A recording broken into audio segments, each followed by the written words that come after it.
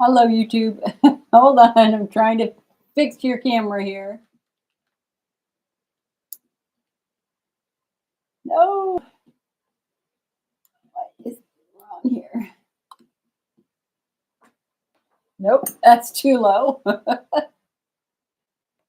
Okay, we'll have to live with that. Hello, hello, my friends. It's Jill Osborne from the Interstitial Cystitis Network. It is Sunday, July 7th of 2025, and yes, it is a holiday weekend. And yes, I'm here. What else do I do these days? Life is very, very busy right now.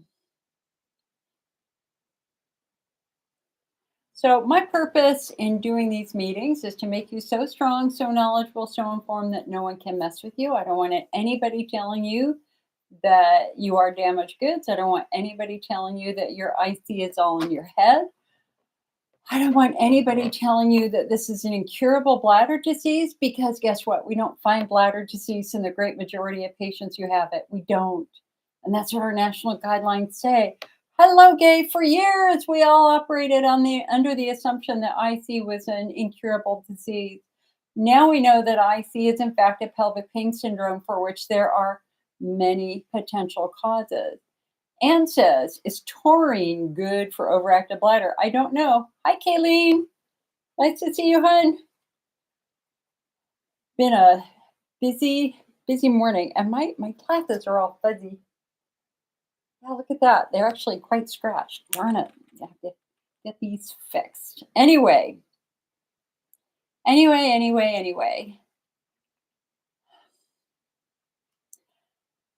My goal in doing these meetings again is to just help.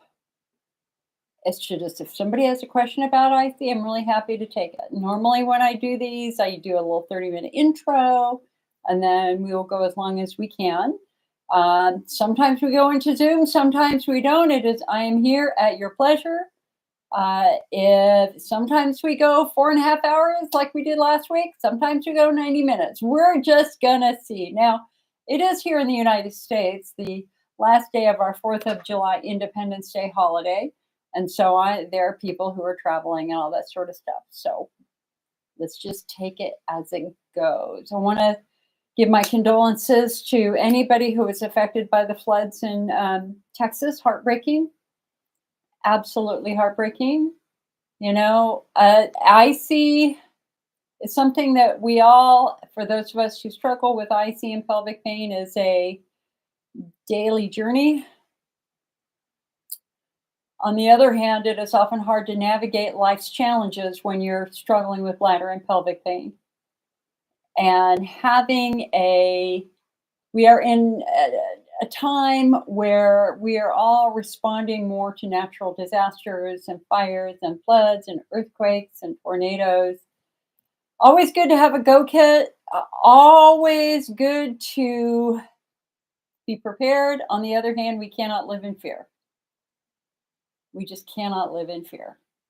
Take this from the woman who pretty much every day wonders, is today the day we're going to have a big earthquake here in California? I have lived through several big earthquakes. Life is funny. Life is so gay. Thank you, honey. Thank you. Thank you, Anne. Really, really appreciate it. We're simulcasting right now. When I look over here, I'm looking at YouTube. When I am looking here, I am looking at Facebook. Hopefully the sound is okay. Crossing fingers on both platforms. YouTube is being very, very unreliable, and I don't know why.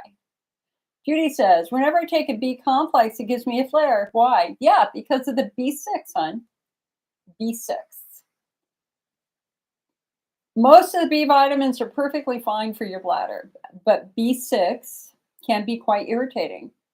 So you need to back off on the B complex and just take B12 separately and then eat foods that are high in B6. You can Google foods high in B6. Kayleen says, my bladder Botox is Friday. I hope this will make me feel better because I have pelvic pain when I pee. Oh, I hope so, honey. I am having a SI shot tomorrow myself. My SI joint has been killing me. It's always something. Hope you guys had good fireworks. It's kind of a weird holiday for me because I was just kind of exactly a year ago, I was getting ready to go into surgery for breast cancer, and I was just kind of living in the past, going back a year in my brain. And I finally just had to stop myself and say, listen, you've been cancer free for a year. Go do something. And so I went over and watched our big fireworks, and they were lovely. So, anyway, Anne says, is taurine good for overactive bladder? I have no idea, honey, but we can look it up for you. Hold on a sec. Now, I have a whole thing. We're going to talk about disability benefits here real quick. But let me see if I can give Anne a very, very quick answer. And then I'm going to do something different here. So hold on.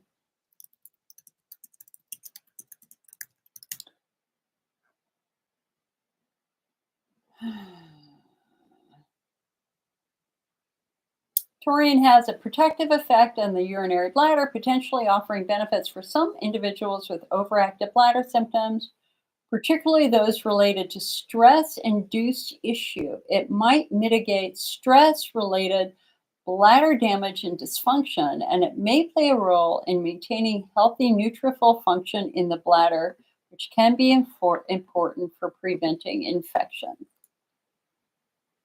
And that is old research, though. So 2015, 10 years ago.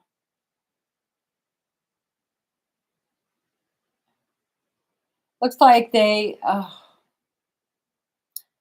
so in animal research, one of the things they do is they deliberately damage the bladder of a rat or a mouse or a cat, which is horrific, which is why I no longer work in pharmacology.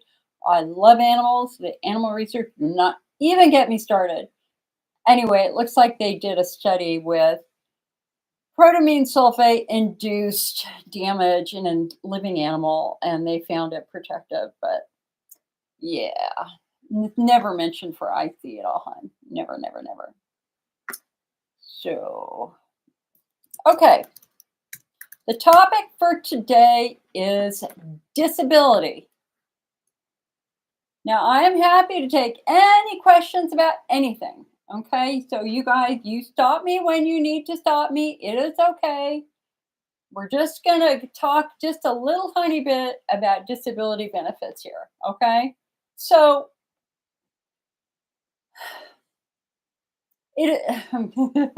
God, my brain is just going so many different places right now. Just kind of bear with me here for a moment. Hi, Loretta. Hi, Loretta. Hi, Debbie.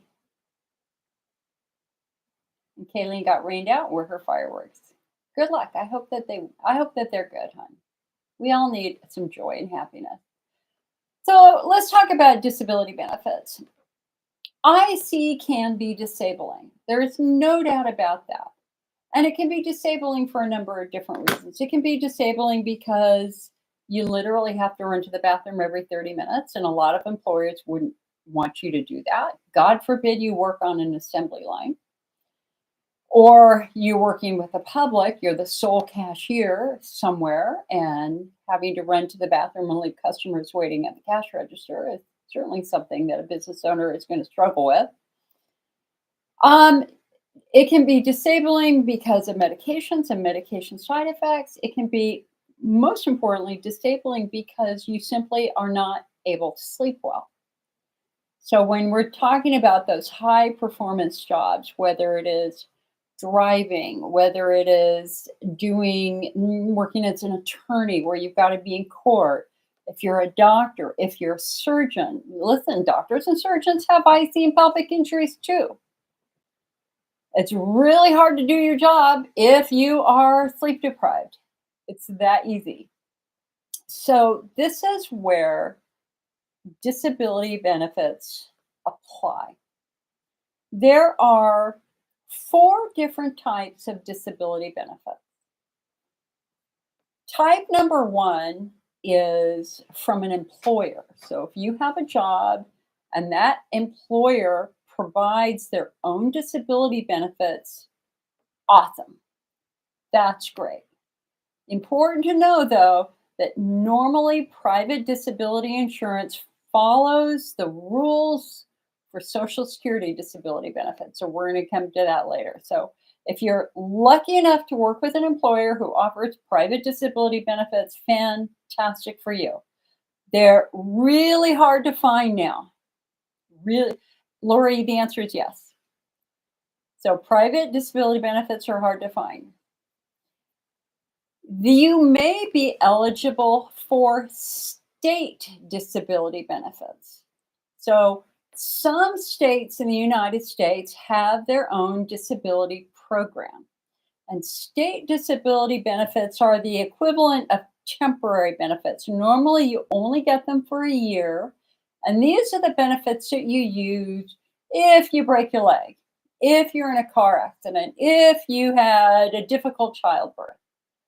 You are eligible for SDI, state disability benefits, if you work and pay into the system. So the premium for your state disability benefits is pulled from your paycheck. If you don't work, you're not eligible for state benefits. Well, every state's a little bit different, but that's the general rule. So look at your pay stub and see if there's a section called SDI. If they take a little bit of money for SDI, great. I will share that I got state disability benefits here in the state of California for a year. Now, the interesting thing about state disability benefits is that the goal is to try to get you to go back to work. This is to give you support while you're healing from whatever has happened to you. And in that vein, they want you to go back to work part-time if you can. So they will continue to pay you for that 1-year period as you return to work, but you have to report your income to them and they may make adjustments accordingly. So state disability insurance is temporary, it's short term. Sometimes it's used as a transition for federal disability benefits. So let's go to federal disability benefits for a moment. My first job, when I abandoned drug research because I loved animals, my first job was as a black lung specialist with the Social Security Administration. I did it for a year before I went back to grad school. It was an incredibly violent workplace. I could not do it. But let me tell you, I learned a lot about Social Security in that year, which is very, very distressing in a way. Okay. So Social Security disability benefits are a insurance program that you and I pay for. Okay? We have to be able to get Social Security, whether it's retirement benefits or disability benefits, you have to have worked roughly 10 years full time to earn that retirement benefit when you are 62 to 70 years old. They base it on something called quarters. So each year is divided into 3 months. That is a quarter. So 4 quarters in a year.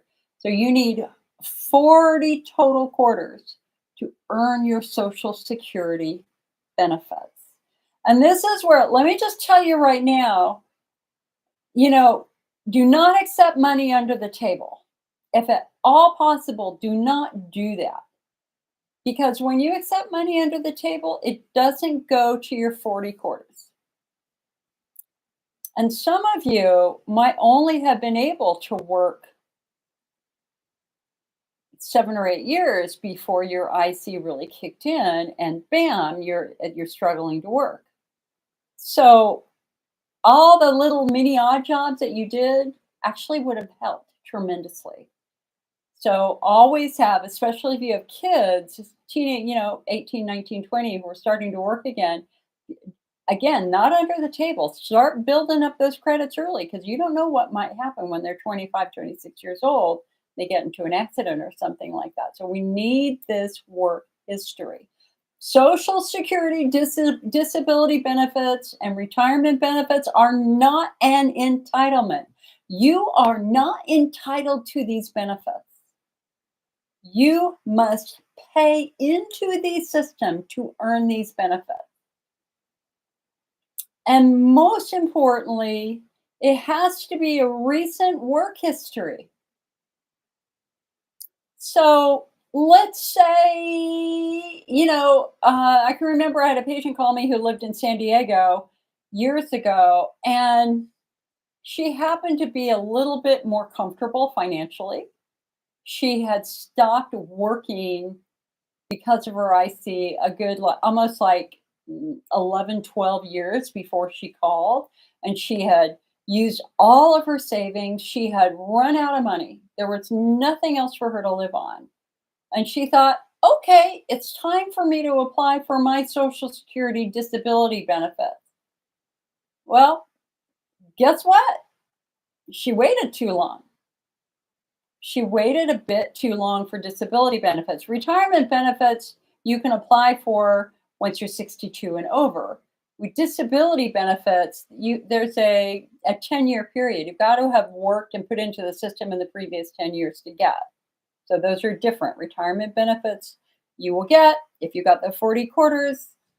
You just apply when you're 62 or older. Disability benefits, you got to have some fairly recent work history. If you don't have the recent work history, you kind of time yourself out. And she had timed herself out, which was really awful. The last federal disability insurance is Supplemental Security Income, SSI. SSI was created really for people who have no chance of being able to work and earn a living. And so it was originally created to help people who were born blind and profoundly disabled. And so SSI benefits are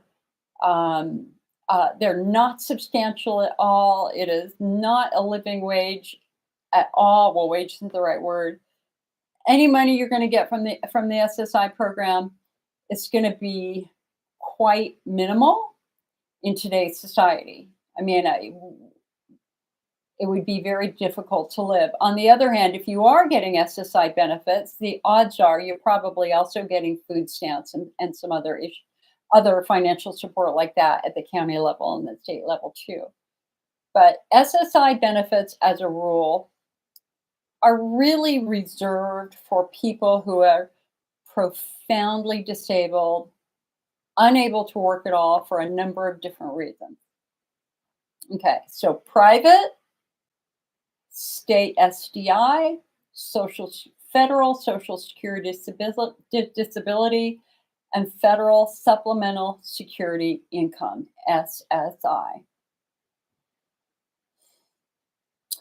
So what are the payoffs? Well, private insurance it depends upon how that policy is written. Especially also if you're fortunate enough to have a job that would give you long-term care insurance, man, definitely pay into that. That's important. To have a little bit of long-term care protection would be great in case you get to the point where, let's just say you were in a bad accident, you need to be in assisted living for a couple of months while you're rehabbing. Having long-term disability benefits or care benefits would be great. So the payoff for private insurance is going to really be dependent upon the generosity of your employer. To get private insurance, you have to meet the Social Security disability standard. So they're going to probably force you to apply for Social Security disability or come close to that. And you're going to have a medical condition that Social Security would support. Have I ever had private disability insurance with any of my jobs? No, I had an employer actually lie to me. I had an employer who told me I had health insurance, and then I hurt my eye and found out, no, they never paid for my health insurance. And I quit. I quit that job. I don't take lying about stuff like that at all. State disability benefits are going to be very modest. It depends upon your state. Maybe $200 a week, 175 a week. Might be higher now, but it's not a windfall. Again, that goal is just to get you back to work. Social Security disability benefits are going to have potentially the largest payoff for you, but it also has the most rigorous review process ever. You can't fake it. Listen, Social Security has seen a lot of people applying for benefits fake, that without disabilities. They're just fakers all the way around. They're just trying to live off the system and not work. And Social Security, especially under the current administration, is absolutely going to review every applicant very, very rigorously because they've made a point of wanting to fight fraud. Now, that said, if you paid into the system, it is your right to apply for disability benefits. The question is how are you going to make your case? We have a great disability resource center on the IC Network website. You can read through that. You can call the Social Security office. Good luck with that. And make an appointment and go in and work with a claims rep and have them fill out the application for you. You just have to understand that while you're there, they're observing you. They're watching you. They're looking for, they have their bullshit detector going on. So if you walk in all perfect with perfect makeup and perfect clothes and wearing high heels, you have made a profound mistake. It is very important that you show them the real you. And that means no makeup. That means comfortable clothes. That means bringing water, drinking water, so that you get up and go to the bathroom so that they can witness your frequency urgency. Don't hold it. If you got to go, you got to go. They need to witness that. It is helpful for them to witness that. Another thing you can do instead is you can ask for the application to come to you and you can fill it out at home. I think I think they're doing a lot of online electronic submissions now too. You cannot rush through it. You've got to be thoughtful. You got to look at the questions in advance, do a little bit of research online, come to our Disability Resource Center, and be very, very thoughtful about how you're going to do it. You can't say to them, I need disability benefits because I can't support myself. Okay, that's pointless. What you could say is, I would love to work. I need to work. I need to support my family, but here's my problem. I have to get up every 30 minutes to go to the bathroom. And my boss and my type of work that I do is not conducive to that. Or let's say you're a police officer and being in a car is incredibly painful for you. You can say, I love my job. I would like to continue to work, but I have agonizing pain when I sit in the car. And the longer I sit in the car, it worse it gets. And within a half an hour, I have to get up and I've got to walk around, and I can't do that if I'm on patrol. Or if you're a doctor or a nurse who's got this. Let's say you're an OR nurse. And let's also say too that your employer is not accommodating you at all. I mean, because you can go to your employer and you can say, "Listen, I cannot step into the surgical theater without stopping and going to the bathroom. I'm going to have to go every 30 to 45 minutes. I I have got this medical condition. And if your employer says, I'm sorry, that's your job, that's what we hired you for, you're kind of screwed. And so you could say, my IC has made it impossible for me to perform my job. Okay. So what I'm trying to say here is that you talk about how it prevents you from functioning. This is about how it prevents you from doing your job. Um, as Carla said here, it's a very detailed process. You were awarded in 2018. You were a nurse. You could not sit or stand and urinated constantly. There you go, Carla. Thank you. Thank you for sharing my point. Exactly. Julie, yes, I have. I'm the person who broke that story. We will come right back to that. Give me just a minute or two and I will come back and we'll talk about lactoferrin. Okay, so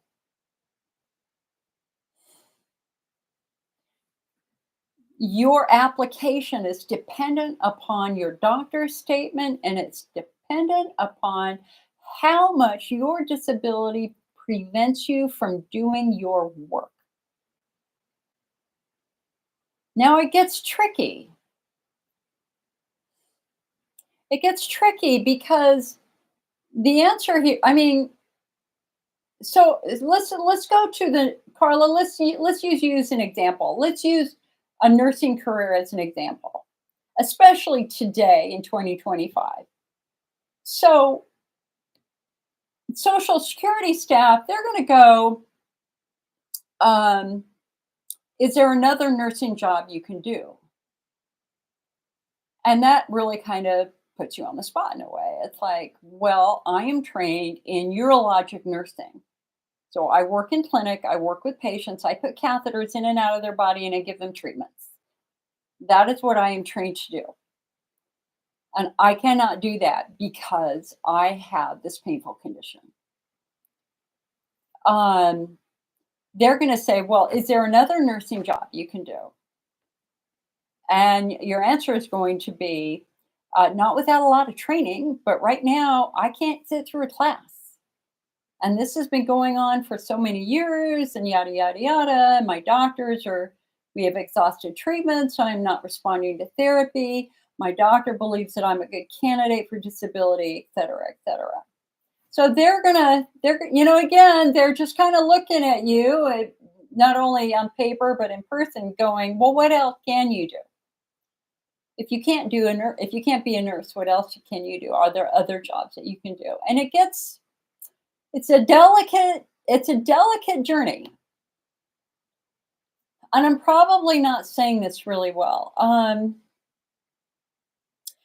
For example, I will tell you the one mistake that I made, one horrific mistake when I worked there.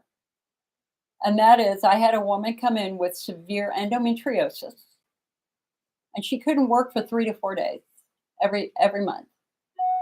And how old was I? I was like 23 years old. And I was an idiot.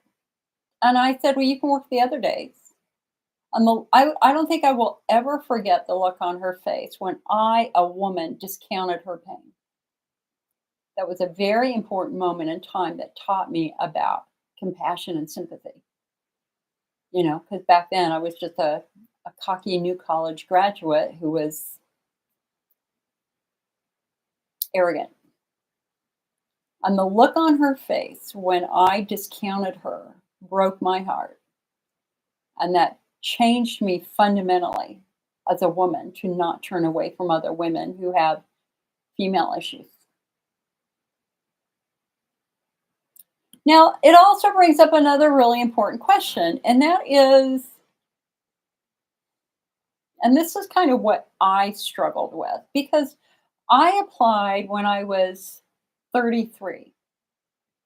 Now, I had this whole host of issues through my 20s. And yes, I was in grad school, and yes, I did well in grad school, but I lived with pain every day. I lived with very, very severe pain every day.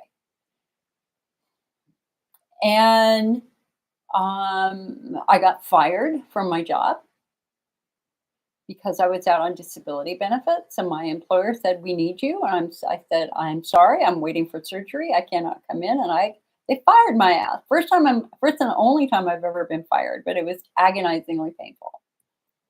And I had no choice. I had to apply for disability benefits to live. So I got SDI for a year. No shame, no blame. Very thankful for that. And thankfully, I had a little bit of savings. I think I had maybe $10,000 that I had saved.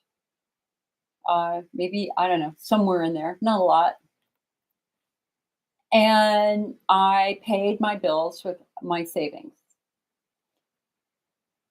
And as many of you know, I had a doctor say to me, "You will forever live with pain. You will forever be a burden on your family. This is your life. Get used to it." And that's a moment that woke me up and went, "Oh, no, no, no, no, no. No, I will not be a burden to anybody. I will prove you wrong, you son of a bitch. How dare you say that to me?" That is exactly what I said to him. He was a doctor at the Kaiser Permanente emergency room. And I went home and I started studying, but it also completely changed the way I thought about disability benefits. Because up to that point, I was like thinking that I was going to have to be on disability benefits for the rest of my life. And I went, "No, I want to work. I want to work." And so I did not apply for federal benefits. Even though I could have gotten them, I did not apply for them.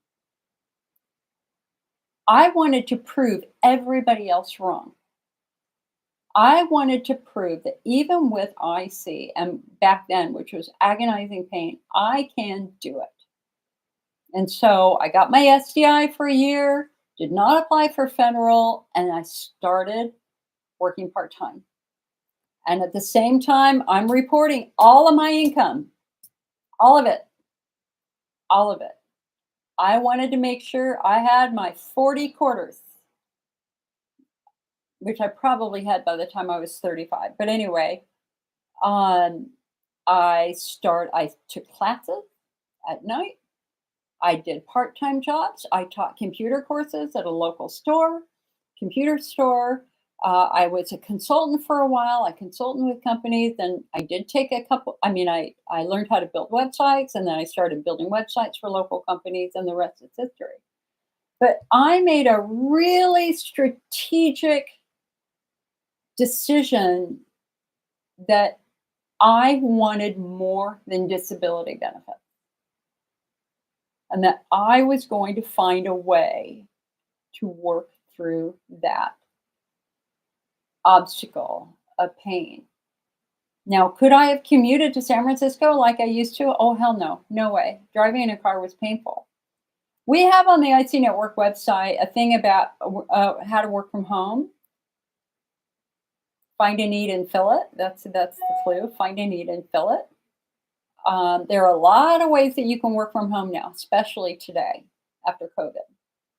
And so if you're working from home, you can still go to the bathroom whenever you need to. There are auto receptionist jobs. We've all been there. We've all been there with people who are working from home. You can write. You can anyway. I'll let you read. There are just a lot of options that I would encourage you to explore, because in the end, Social Security disability benefits, SGI, are pennies. They're pennies. And you need more money to survive than that. Don't do what I did. What I did is I ended up suing my employer. I lost all of my savings. I borrowed how much? Like $70,000 from my parents to sue. Spent 5 years in a lawsuit. And in the end, they settled a week before trial. You know how much I got for a 5-year lawsuit where we caught my employer lying? The evidence was overwhelming. The problem was my attorney was appointed a judge, and he needed to get out. He said, Jill, I'm going to have to go. And I'm like, you can't go. We're starting trial in a week. And he goes, listen, I've just been appointed a judge. And I said, you're going to make this right. If you need to settle it, settle it. All I got after all the bills were paid was a printer for the IC network, a $300 printer. My $80,000 settlement went to everybody else. So I guess the point that I'm trying to make here is that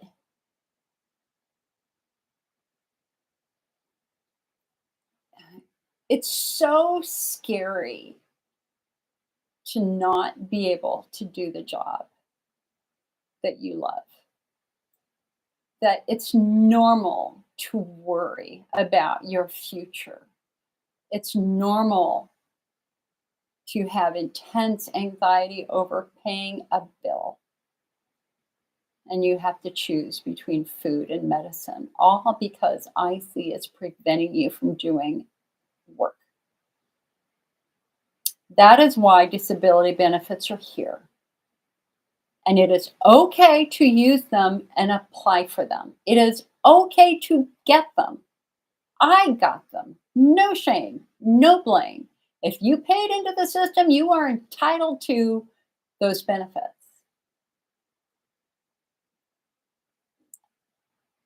When one door closes, another door opens.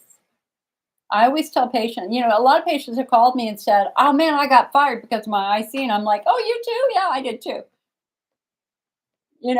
And I always believe that when something like that happens, that there's something better out there for you to be doing anyway. So rather than getting angry and upset and frustrated, it's just, and like if I could go back in time, I would never have given them 5 years of my life fighting for a job that I didn't even want anymore because I'd lost total respect for them. I would have just said, thank you for the opportunity and walked away. And then looked at this as one of those moments in times when our goals change.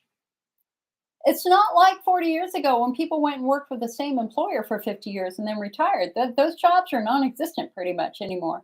Today, it's normal to change jobs every 4 to 5 years. Look for something better. And so I would just, as you're pondering the concept of getting disability benefits, I would ask you to dream a little bit and go, okay, wait a second. Is there a job I've always wanted to do? Maybe this is a chance for me to try to do that. And if you do go out on disability benefits, you can use that as an opportunity to take some classes. Because you can always go off of disability benefits once you feel better. I mean, that doctor was wrong with it. When that doctor told me that I would forever be a burden on my family and I would always live with pain, well, he was damn wrong. I'm not a burden on my family. I haven't been a burden on my family in decades. And more importantly, I haven't lived with severe pain in a very, very long time. So I am living proof that you can change your life, change your career direction, go in a different direction, and just kind of reinvent yourself. And yeah, you know what? Listen, it sucks. It sucks that you and I have had to go through this. It's awful. But nobody promised us when we were born that we weren't going to face obstacles and our health struggles. It just happened. It just happened. It's not what happens to you that matters. It's how you what's that quote? How you respond to it, something like that. I know I'm not saying that right. I'm sorry. I want to say it the right way. I'm grateful that I got benefits, but even more importantly, I'm grateful that I didn't give up. And I'm grateful that I said, wait, I will prove them wrong. I can do them more, even if I have this.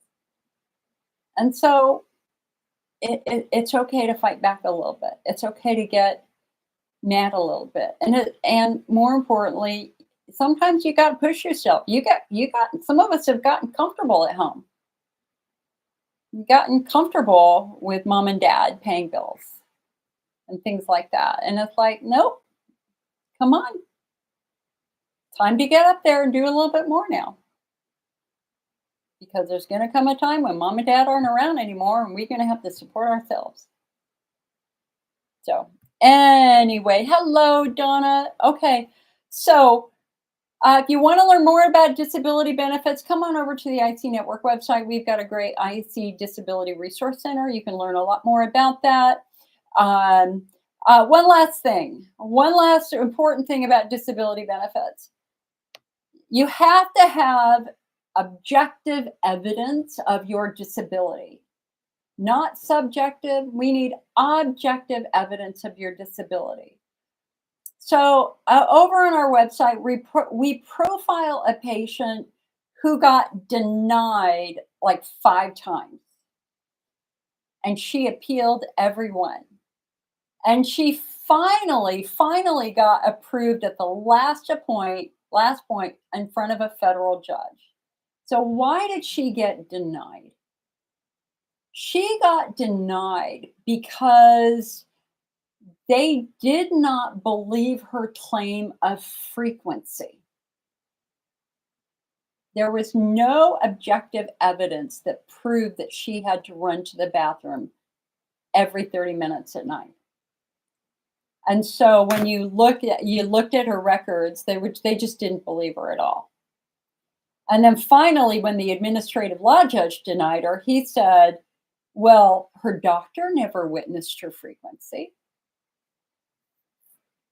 And, her answer back was, well, my doctor's not at my house in the middle of the night when I'm getting up and peeing. And so she just appealed and appealed and appealed. And she finally won in front of the federal judge, making that argument. Listen, it is an impossible standard asking for your doctor to witness your frequency urgency. It doesn't happen. And they agreed. Probably took her 4 or 5 years to get through all the appeals, and she got retroactive benefits, and she was good. She was a trooper. But what would have made it much easier for her? Avoiding diary. Avoiding diary. And so I always tell everybody, if you're thinking about applying for disability benefits, you need to start doing a voiding diary for a couple of days before every appointment and write down the times that you're peeing, the volume and the pain level, and then you need to bring it to your doctor to put in your medical record. And if you keep doing that for a couple of years, what do we have now? We've got data. We've got more objective data that they can give to the disability examiner to say, yes, look, here is my client. She is peeing all the time. As compared to you just saying, I have to pee all the time. So data matters. You can build that data with a voiding diary. I really encourage you to do that. And there is somebody in this room watching me right now. You know who you are. How many times did I tell you to do a voiding diary? And did you do it? You know who you are. We got to learn from each other. I'm not like making this stuff up, man. There is a lot of data from a lot of other patients out there and a lot of published case reports and things like that. So anyway. Somebody asked about lactoferrin. Do I know about lactoferrin? Yes, I absolutely know about lactoferrin because I'm the person who broke that story. So it was exactly a year ago, a week after I had my surgery, that a new research study crossed my desk with lactoferrin. Now, lactoferrin is an over-the-counter supplement that is a protein found in colostrum, cow's milk. Colostrum is the most important part of the milk that goes to the baby because it helps to build their immune system. Lactoferrin is a protein that plays a critical role in our human immune system. We have, as adults, lactoferrin right now in our eyes and our vaginal fluid, just throughout our body. Lacto means comes from milk. Ferrin means it prevents bacteria, fungus, and virus from utilizing iron to grow. So lactoferrin, again, a frontline defense for infection, but for other things too. It's a sign of the strength of your immune system. So anyway, we had this lactoferrin IC study come out from Europe that was absolutely stunning because it showed, so 31 patients in the study, and they wanted to know if it helped with flares. So they did, this was a good study. I mean, it wasn't hundreds of patients, it was only 31 patients, but they looked at the bladder before and after treatment. So they did cystoscopies before, they mapped out the bladder, the inflammation in the bladder. Then they did a cystoscopy after they did lactoferrin for 4 to 5 months to see how the bladder changed. And they measured systemic inflammation through blood testing. So the most amazing thing happened after the end of that study. 28 out of 31 patients had red inflamed bladders become pink and healthy. Their IC symptoms and flares stopped, and most importantly, Hunner's lesions on their bladder wall were virtually gone. And systemic inflammation decreased dramatically through blood testing. Now, what's so interesting is the same research team 3 years earlier proved that if you give a patient who's struggling with recurring UTIs lactoferrin, it helped their body fight off the infection. So anyway, I'm reading, I get this study and I'm like, a massive painkillers. And I was like, okay, oh my God, this is so exciting, but I got to put it down. So I had to put it away for a couple of months until I was completely off of pain meds so that I could look at it logically and rationally. And so then I brought that study to the IC patient population, I think in late September, early October, after doing a lot of research into lactoferrin. The safety profile is exceptional. It comes from cows. So it's not a synthetic supplement. It is a supplement that with a very natural origin. There were no side effects in the IC study. When you look at the fact that it helped Hunner's lesions heal, and we haven't had really any therapy that's ever done that before, and we know that patients with Hunner's lesions often suffer terribly, it's like, okay, we need to spread the word. Well, what's amazing is the patient responses. Patient responses have been quite good. Now, for some people, it hasn't helped, but for others, and we're getting these calls every week, their symptoms have improved significantly over time. Their pain is better. They're sleeping. The first patient who called me, she'd been on it for 3 weeks. She said she'd gotten up every hour at night for the previous 10 years. 3 weeks of lactoferrin, she was now sleeping 3 to 4 hours at a time. She was stunned. And even more importantly, she went and took a long car ride. Normally, you'd be going to the bathroom, looking for bathrooms every 30 minutes. She said she drove 2 hours, didn't have to stop and use the restroom. And she was blown away. So lactoferrin has, in my opinion, become a very important option for patients to try. But we have to look at phenotyping too. I mean, because we're long past the days of saying, hey, telling everybody they have to do one treatment and do the diet like Elmeron and stuff like that. We're not doing that anymore. Today we're phenotyping. We want to find out what your phenotype is so that we can match the treatment based upon your phenotype. Which patient group do you fit into? So the lactoferrin really fits best into patients with Hunner's lesions or patients with bladder wall sensitivity, patients with estrogen atrophy, or patients with chronic UTI. That's the group I think that lactoferrin has the potential of helping. Is it going to help pelvic floor dysfunction? I don't know. Is it going to help central sensitization? I don't know. Widespread pain? Maybe a little bit. But anyway, so the other question that we have about lactoferrin is, where should it be sourced from? Because lactoferrin comes from cows. Right now, dairies in Asia and in the United States are endemic with bird flu. And so nobody has ever been able, and I believe me, I've asked plenty of people to give us a good understanding of safety with when you're getting lactoferrin from cows that might be contaminated with bird flu as compared to cows that aren't. And so I chose to go to Australia where there is no bird flu. And it turns out that that's where the Italian researchers also got their lactoferrin from Australia. So, so when you see it in the IC Network shop, because we do have it for sale, I just know that it comes from Australia and we have to import it.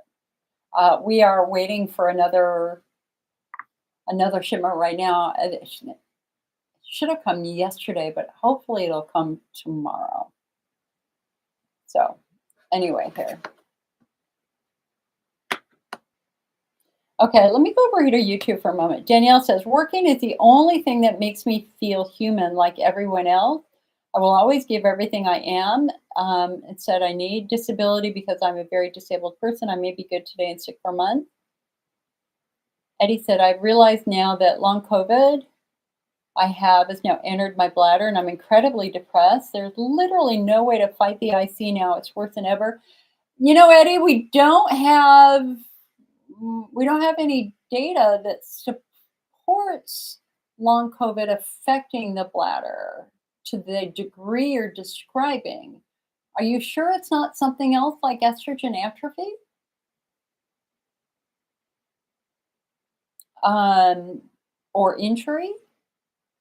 I'd love to talk with you. I might challenge you a little bit on that, and let's see if we can brainstorm and look for other things that might also be playing a role here, because I hate to feel like you have given up. Do not give up. If therapies haven't worked, then clearly we're targeting the wrong therapy, and that's what our national guidelines say. If you're not responding to therapy, if you're getting worse rather than better, stop what you're doing, take a step back, revisit the diagnosis. Let's see if we can find something else that might be contributing to your symptoms and pain. Danielle said, I may not need disability permanently because my goal is to always improve my health. I refuse to believe I'm stuck in a cave. I love it, Danielle. Exactly. Hi, Joanne. Joanne says, I've been taking colostrum on an empty stomach in the morning, and it kind of coats my bladder. It's helped. Okay, good for you. I just know that the most important ingredient in the colostrum is the lactoferrin. And so, you know, you might even have better success if you just take the lactoferrin.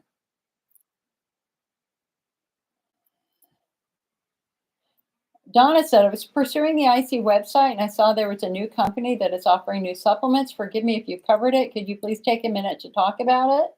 Oh, oh, Eddie, you're a guy. Okay. Eddie says, I'm a male. I don't think I have estrogen atrophy. Eddie, you are right. You are absolutely right. It is not estrogen atrophy, but we still can't walk away from the fact that there can be other things affecting your bladder in your pelvis. Whether it is, like I was working with a gentleman today that I've known for some time, and we talked for probably an hour this morning while I was out walking. And he's very frustrated right now because he doesn't feel like he has responded to therapies, and he's become a bit on the depressed side. And started thinking, maybe I need to do cyclosporin, maybe I need to do this, maybe I need to do that. And it's like, okay, now hold on one sec here. We have to know what we're treating first. And with the guy I was working with, we don't know what we're treating yet because you have not had the most important diagnostic test yet. So let's not throw the kitchen sink at these symptoms, and let's not advance to therapies that have really well-known risks. Let's do the basics first. And for the great majority of guys out there, the basic really is a muscle injury, a trauma of some type to the pelvis that has affected nerves and affected muscles. And so as we were going back and talking about this, you know, it's like, okay, what flares you? And it's like, driving in the car, sitting for a long period of time, and then there was one other. And it's like, okay, now you do know that those are flares from tight pelvic floor muscles. And he's like, yeah, I know that. And it's like, then why would you want to do a bladder therapy when we're dealing with tight pelvic floor muscles? And his answer was, yeah, but I don't think it was really helping me. And my answer is, well, how long did you do it? And he goes, oh, not very long. And I'm like, okay, well, let's not jump the gun here. Let's take a step back, and we really need to make a better decision about what the right therapy is for you. So it's time to go back to that physical therapist and let's start asking different questions.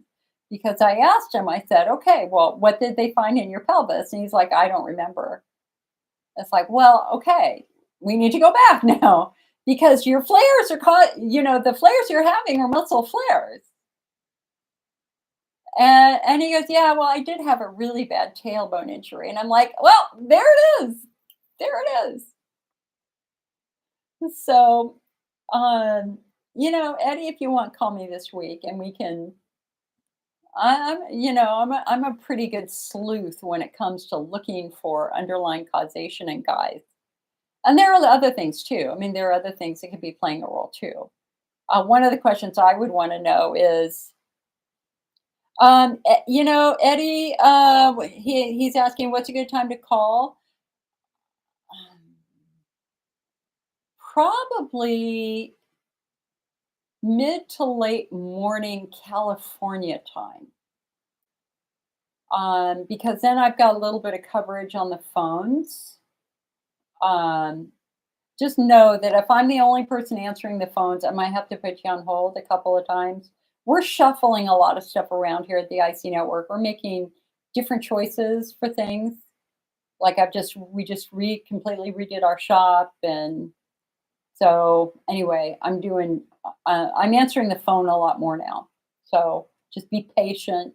If the phone doesn't ring, or if I don't answer the phone, or one of my staff doesn't answer the phone, just leave a message and I promise I'll call you back. I will also say tomorrow I have an SI injection at 4 o'clock. I will be leaving at 3:30 and I will be not available for the rest of the day. And we will hope that I will be able to walk out of the doctor's appointment because my SI is screwed up.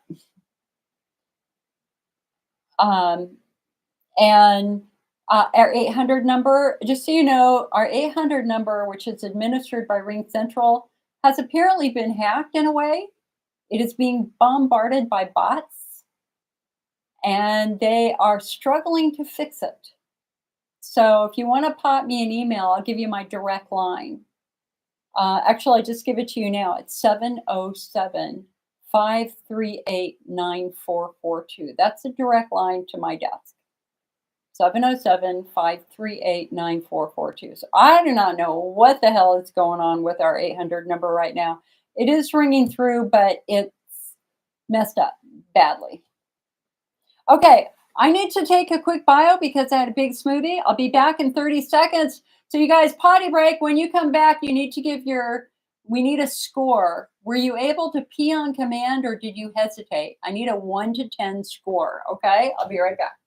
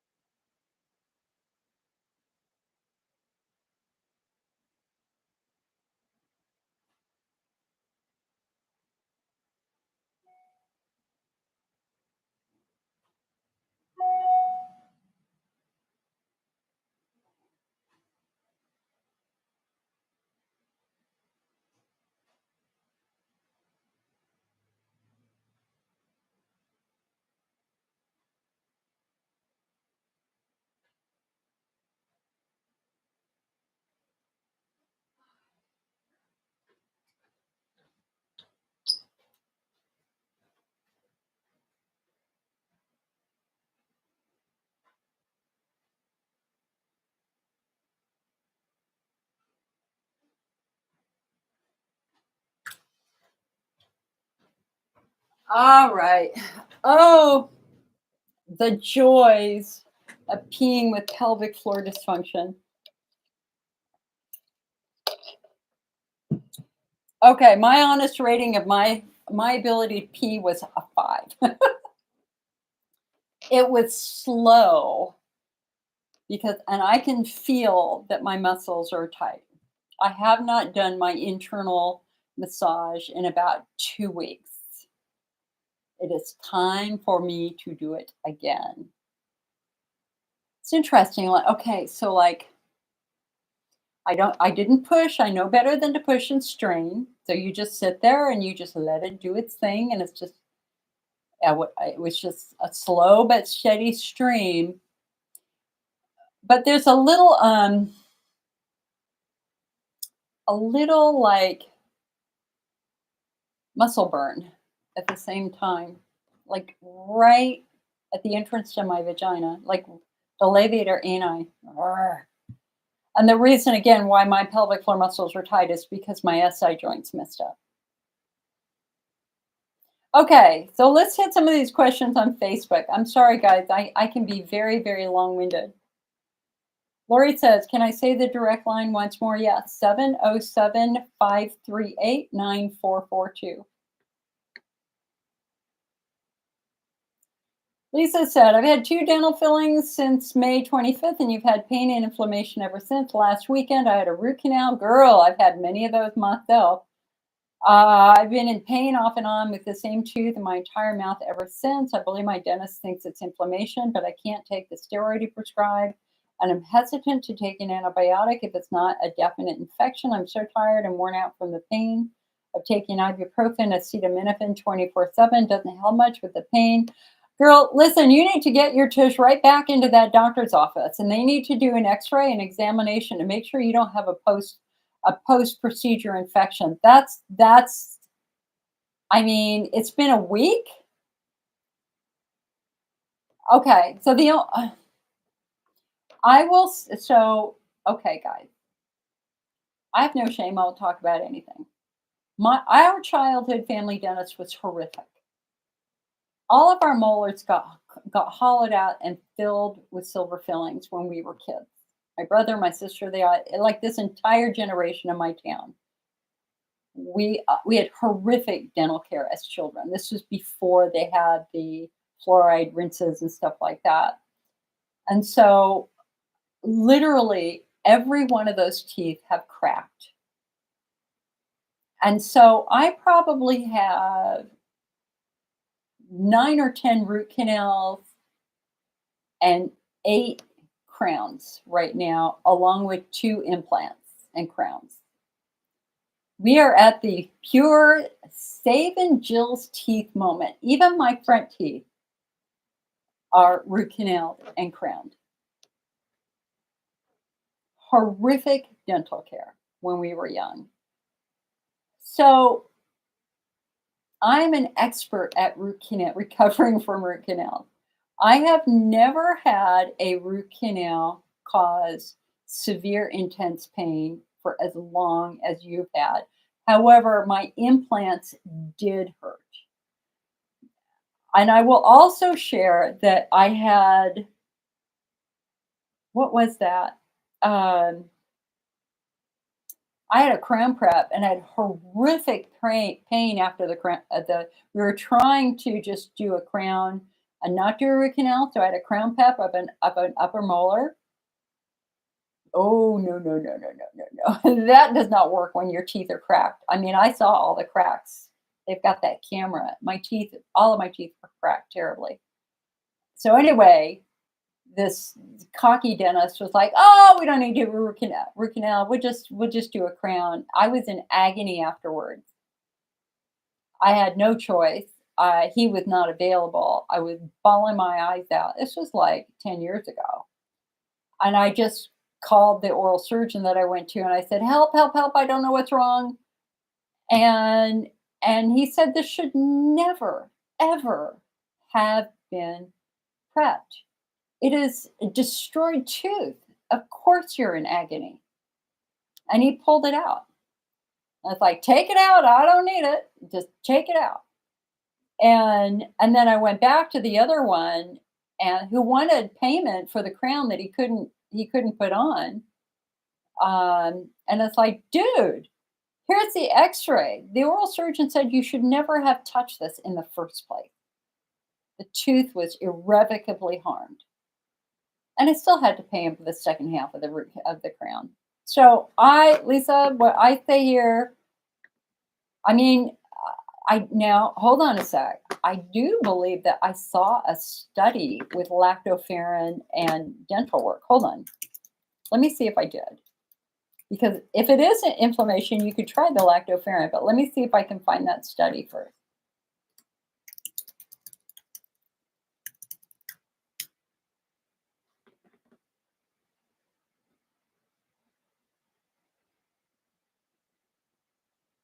It's a study with lactoferrin and candida in the mouth. Here's a study of lactoferrin and cavities in the mouth.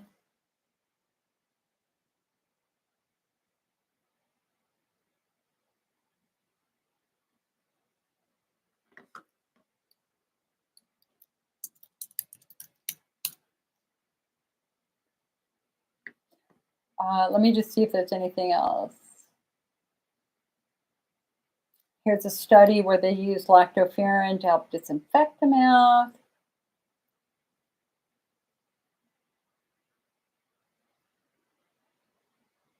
There's a study with wound healing after flap surgery of a hard palate. Lactoferrin is a potential therapeutic for the treatment of candida-associated denture stomatitis.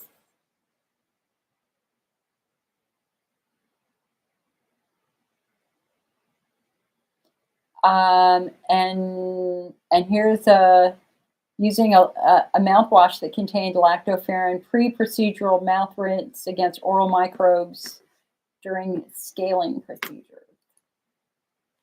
I don't know, girl. Man, if it were me, I'd be right back in the doctor's office, or I would go for a second opinion. And also, too, understand that was another big lesson I learned during COVID is it's really easy to listen to a regular dentist who says, I can do the root canal when they don't really have the training. And in fact, one of my front teeth's root canal went bad, and I had to go back, and I went to a real endodontist who fixed it.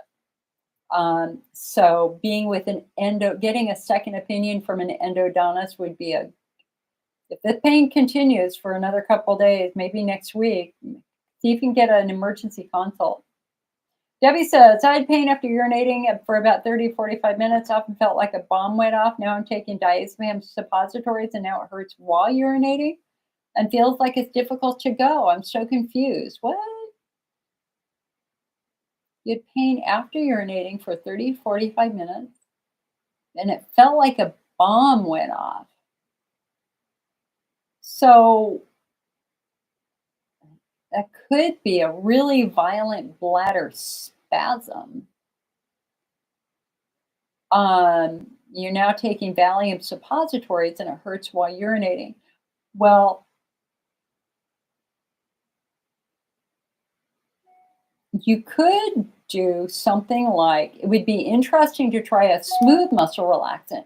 You're taking a skeletal muscle relaxant. You're taking the Valium, but your bladder isn't made of skeletal muscle. It's made of smooth muscle. So a smooth muscle relaxant is going to be oxybutynin and ditropin. So it might be interesting to try a smooth muscle relaxant and see if it helps with that. I'm a little bit confused about that sensation of feeling like a bomb has gone off. Could you try to just, I mean, that's a really vivid description, but I'm not,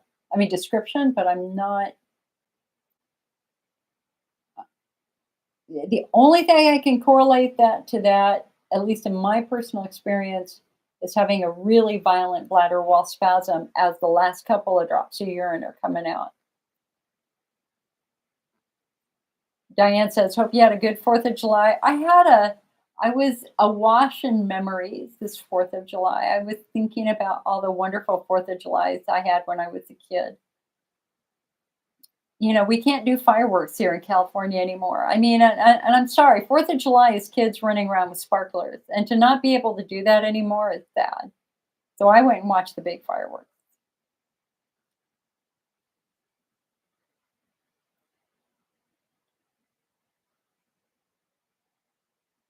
Donna says, what supplement on the IC network is best to take while in a flare? Sometimes I get confused for which one is. Well, this is where we can talk about what Donna asked for.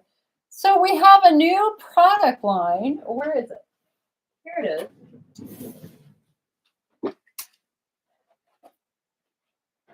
Okay. I'm all for having more and more options because we are all incredibly unique. Femetry. So you have probably seen a few ads from Femetry over the last couple of years. Femetry was founded by 3 urogynecologists in Southern California who saw the suffering that their patients was going through, and they really weren't familiar with the other supplements that were available, and so they decided to create their own supplement line. And they were really looking at kind of the recurring UTI, estrogen atrophy market. So they have 3 products. Femetry number 1, which is called Flora Balance, is all about stabilizing your urinary biome again after antibiotic use. So this has D-mannose in it, but it also has some essential prebiotics and probiotics in it. It's got L-reuteri, L-acidophilus, and L-rhamnosus combined with D-mannose.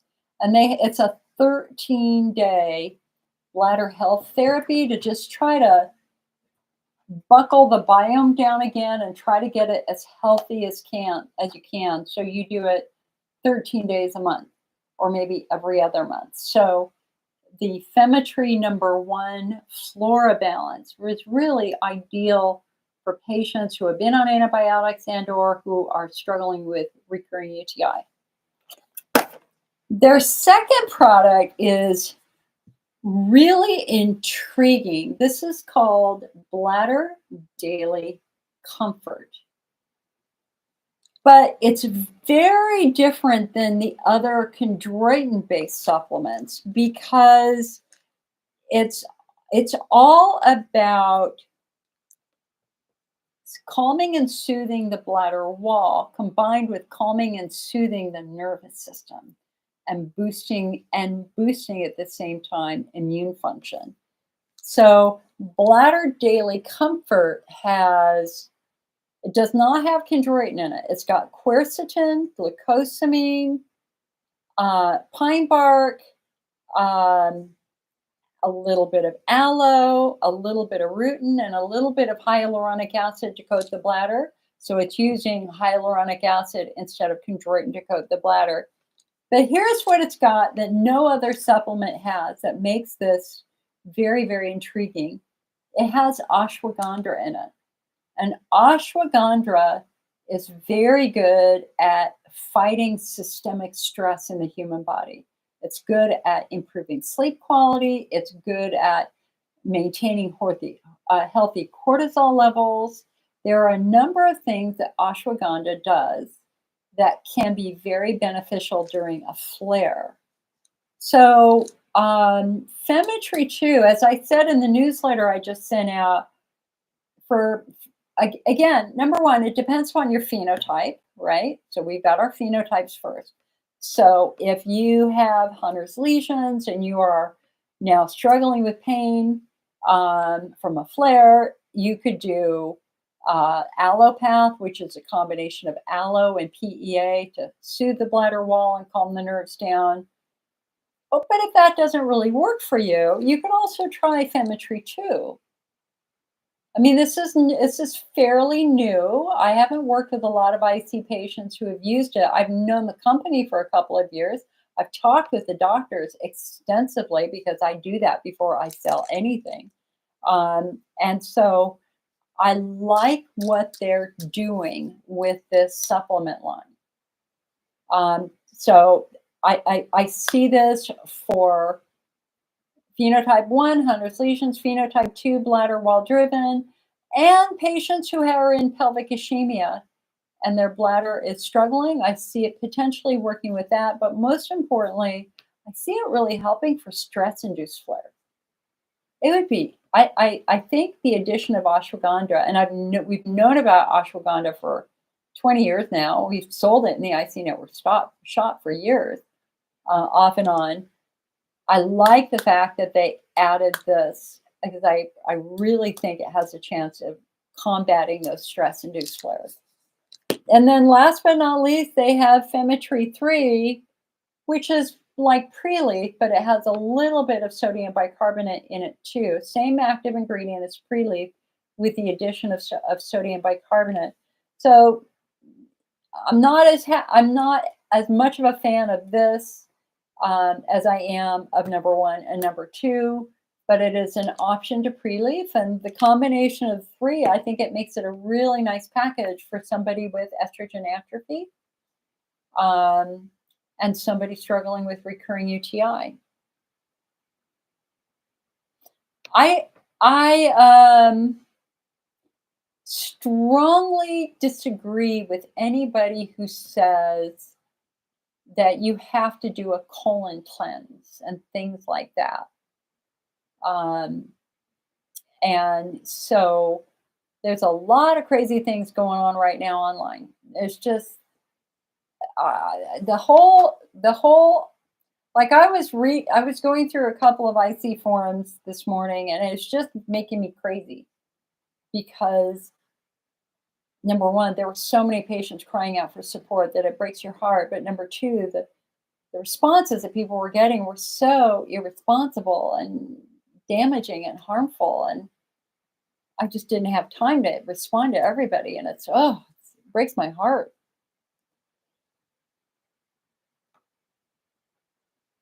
Maria says, just had my first hydrodistension on Thursday. I'm in so much pain. Please tell me this calms down.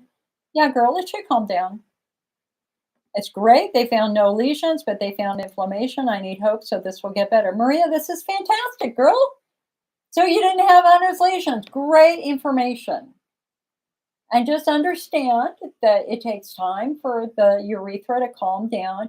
If you find that your symptoms are starting to get a little bit worse rather than better, it's quite common to get a post-operative infection after having a hydrodistension. So if you start having a fever, you get the chills, or your pain gets more intense, or you've got blood in your urine, go down to urgent care, let them know that you have this test, and they need to check you for a post-op infection.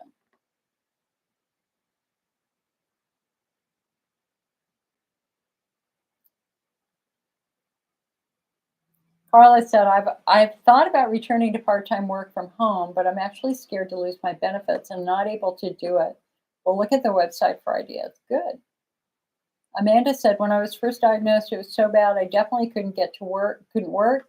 Took me years to get to a better place. Me too, girl. Me too.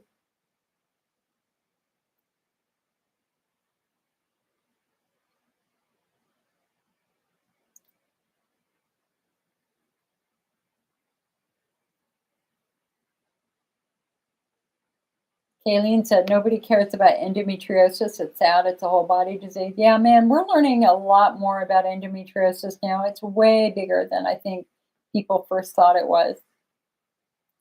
Way bigger. I know, you guys, if you asked a question and I have not answered that question, please do not take that personally. Facebook does not let me scroll easily. It's always jumping around. And I'm sure I've missed some questions here, so please don't hesitate to ask again.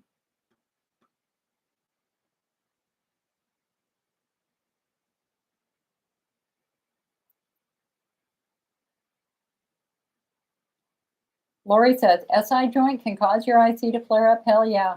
Yeah, because your SI joint will cause your pelvic floor muscles to get very tight on that side. Katie says, please talk about Hunner's lesions. Just found out I have them. Going to have a cystoscope to burn the areas. So a Hunner's lesion is basically a visible wound on the bladder wall. Hunner's lesion patients are the patients who are going to have the most food sensitivity, the most diet sensitivity, because urine is basically going into the wound and constantly provoking the wound, which sucks. That's painful. So, Katie, diet for you is critical. You have got to follow the IC diet right now. You should not be doing coffee, tea, sodas, green teas, matchas, fruit juice like lemonade, limeade, tomato juice, multivitamins, things like that. You can learn a lot more about the IC diet on our website. But right now, you got a wide open wound in your bladder that urine is going into. So we've got to make sure that you're not accidentally irritating that wound first. So mild diet right now is important. Getting those lesions treated is also important. And what they're going to do is they're going to cauterize the lesion. That's what you do. If you've got a bloody nose, what do?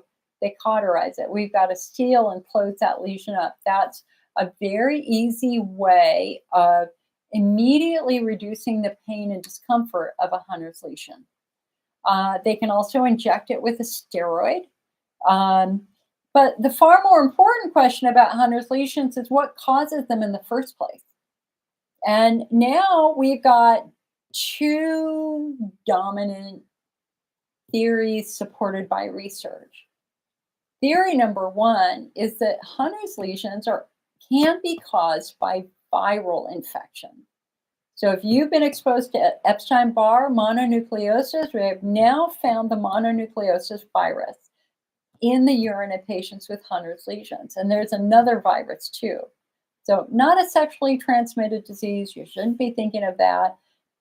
I had, for example, a mom call me whose young daughter, 13-year-old, had 7 Hunner's lesions. Man, that is crazy. 7 Hunner's lesions in a teen. That's almost unheard of. And so I asked her, I said, so have you had any mono in your home? And she said, yeah, her older sister, had very severe mononucleosis 6 months earlier. And they shared a bedroom. And so the younger daughter clearly was exposed to mono, and that mono, unfortunately, just traveled to her bladder and it infected her bladder. And so they are now studying antiviral therapies for patients where they're finding active viral infection. The second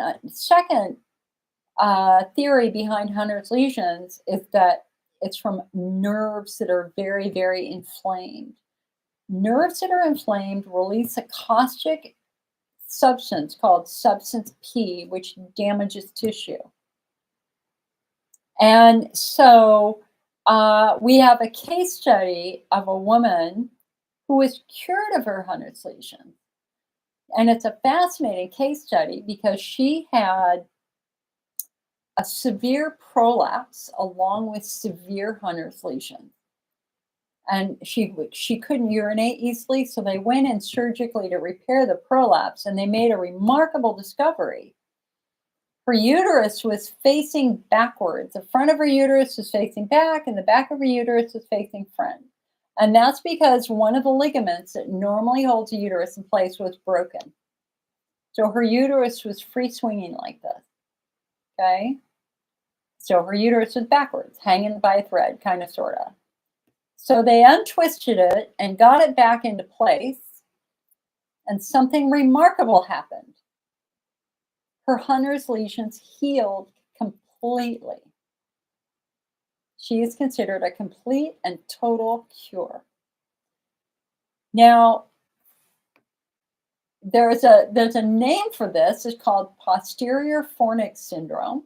I have a blog on it on our website about this. You can search for Hunner's lesion and find that blog on our website. It turns out that the ligament that was broken, which is a uterosacral ligament, actually also supports nerves that come from the bladder.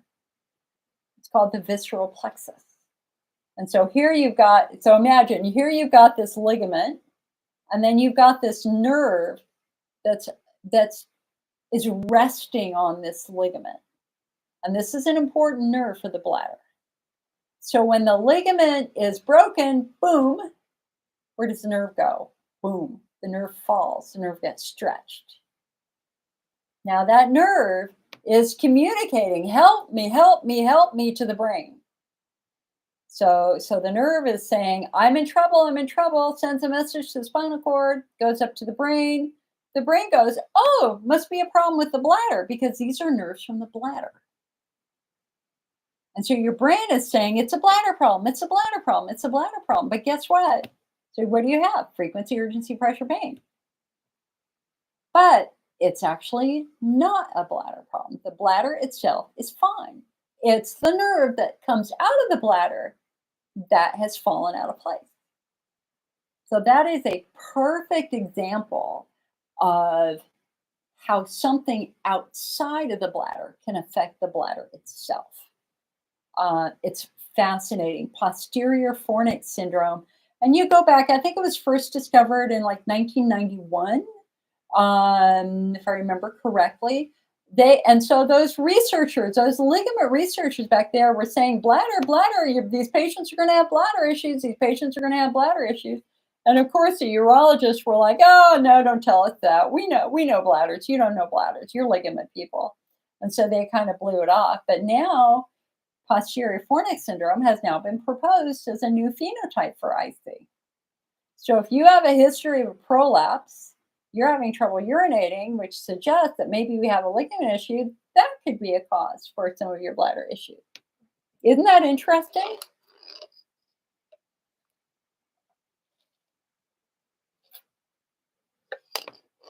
This is my breakfast.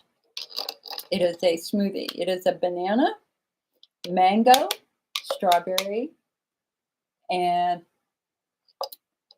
1 or 2 chunks of pineapple smoothie. But remember, I am not bladder wall driven. I am pelvic floor driven. That's why I can drink that. Somebody with Hunter's lesion is probably not going to be able to drink something with pineapples in it. All right, Amber says, what advice would you have? Applied for long-term disability insurance, was approved. Been collecting private long-term disability since 2021. You applied for Social Security disability in 22, denied twice. Denied at a hearing in last April. Social Security denied SSD with a strong doctor statement, photos of cystoscopy every 3 months for 18 years showing a diseased bladder, and had a favorable vocational expert at hearing. Additional comorbidities as well. You fight like mad, girl. Keep fighting. Keep appealing. Appeal, appeal, appeal, appeal. What I would like to know is what language did they use in your denial letter that they used to support the denial? What did they say specifically to justify your denial?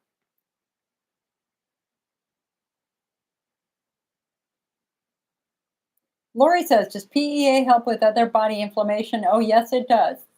There's a ton of research behind PEA in terms of calming neuroinflammation throughout the entire body. It's been studied with shingles. It's been studied with burning mouth syndrome. It's been studied with IC. It's been studied with fibromyalgia. Excellent safety profile. PEA, lactoferrin, the future of IC supplementation for sure. Angela said, I was prescribed methenamine. It seems like this would work against an IC bladder health. Angela, yeah, methenamine is an example. It's what I call how to get a patient out of my office quick. You know, it's kind of like pyridium.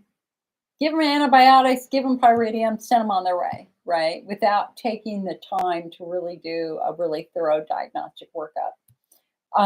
Methenamine is really about acidifying urine, preventing UTI.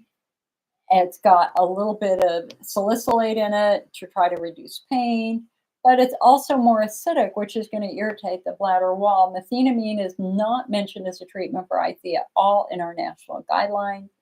I just think it's kind of a cop-out, to be quite honest. Carla said, where did you say to go about a possible job from home?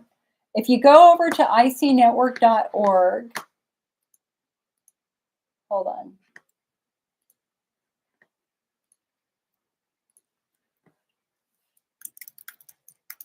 I think it's under self-help, under the self-help pull-down menu.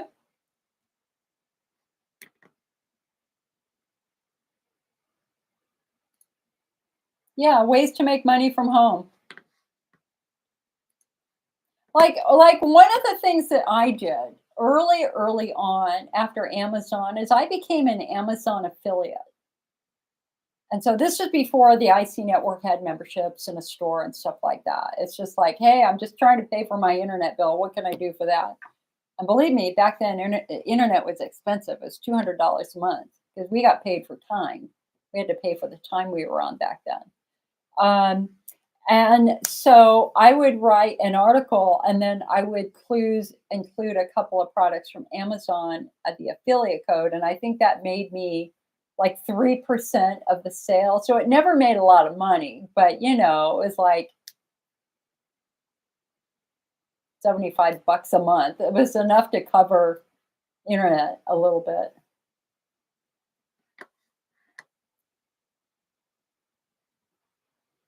But there's a lot more. I mean, listen, the more effort you put into learning something, the more you're going to be able to talk about it. Like whenever I do these meetings, I just sit here for an hour before and go, what do I want to talk about today? And the reason why I can do that is because I've been studying IC for 30 years. And so I have the disability issue. I have probably explained 500 times to patients on the phone or more. So sometimes you just have to invest in learning something. And then when you really learn something well, then you can start writing about it. You can do a blog. And it's not just about, taking pictures of what you're eating. Yeah, I mean, you could go that route too, and you could do TikTok too, but the whole environment's changed right now. It's really weird where we are with the internet and money and stuff like that. I think it's important to learn something really good, but other people say, well, you can just be a blog, you can just do TikToks and be funny. There's a lot of people trying to be funny, but only a few really get good at it. Angela said, got the drug from Dr. Evans' office. Hey, you know what? I emailed him. Let me see if he responded to me.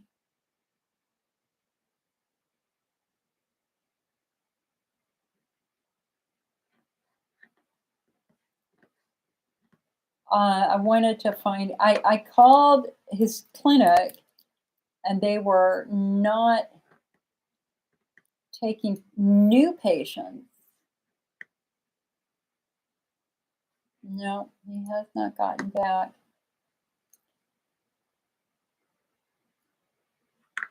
This is what I wrote him.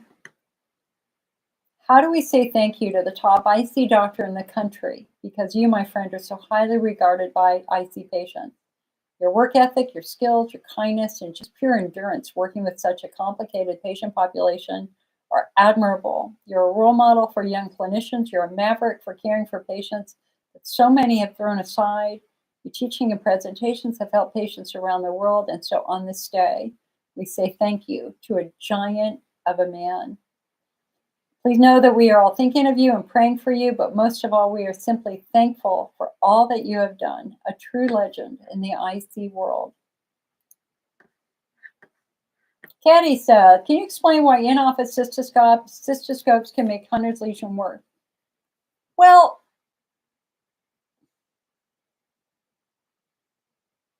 Angela said it's a wilderness right there right now. Dr. Evans is 1 in a million. You're absolutely right. Okay, so it's not that a cystoscopy is going to make Hunter's lesion worse. It's doing an in-office cystoscopy is painful. Without anesthesia, anytime you put something into the urethra, it's going to stretch and irritate the urethra. And the challenge here is the proximity of the lesion matters. Is there a chance that they accidentally touch the lesion with the cystoscope? God forbid they put any fluid in the bladder and they start to stretch your bladder and you've already got a Hunter's lesion in there and severely inflamed bladder wall. It's going to hurt a lot. So Hunter's lesions are usually treated as an outpatient procedure under anesthesia where you have proper care. Then they're going to cauterize the lesion or they're going to inject a steroid in the lesion to help close it up and seal it. But you want to look at the lactoferrin research because now we have an over-the-counter supplement, lactoferrin, with a solid research study showing that it made red inflamed bladders pink and healthy, and the Hunter's lesions almost completely disappeared.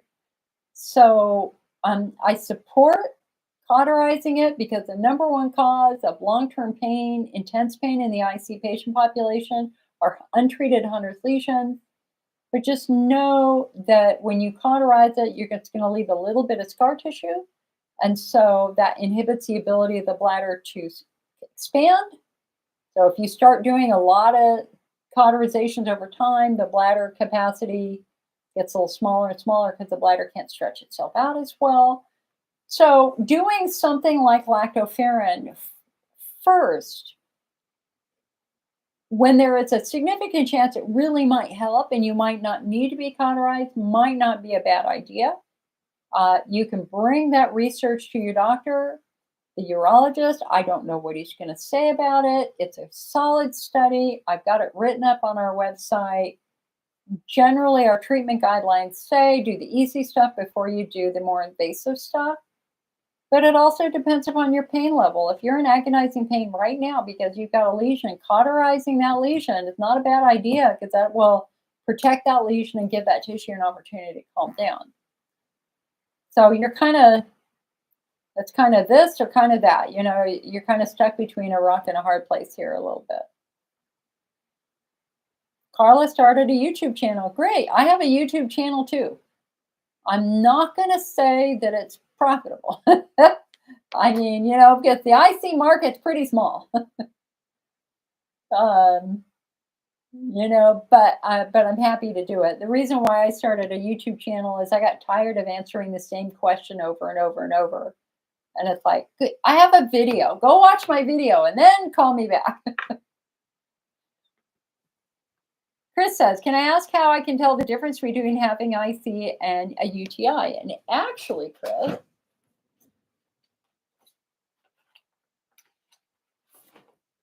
we have our new flare management guide for anybody out there. Whoops, hold on. This is our new updated flare management guide. It came out 2 weeks ago. So we've got bladder wall flares, pelvic floor flares, pudendal neuralgia flares, stress flares, menstrual flares, urethral flares, vulvodynia flares, rectal flares, sex flares, and allergy flares. And actually, in the bladder wall section, I answer that question. So hold on, let me see if I can find it. Where did I put it?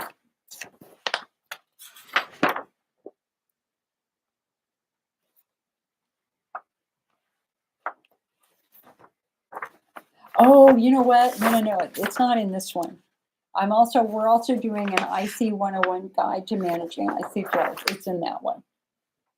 This is the easy one, but we also have a book as part of that book series, the IC 101 book series. That's at the typesetter right now.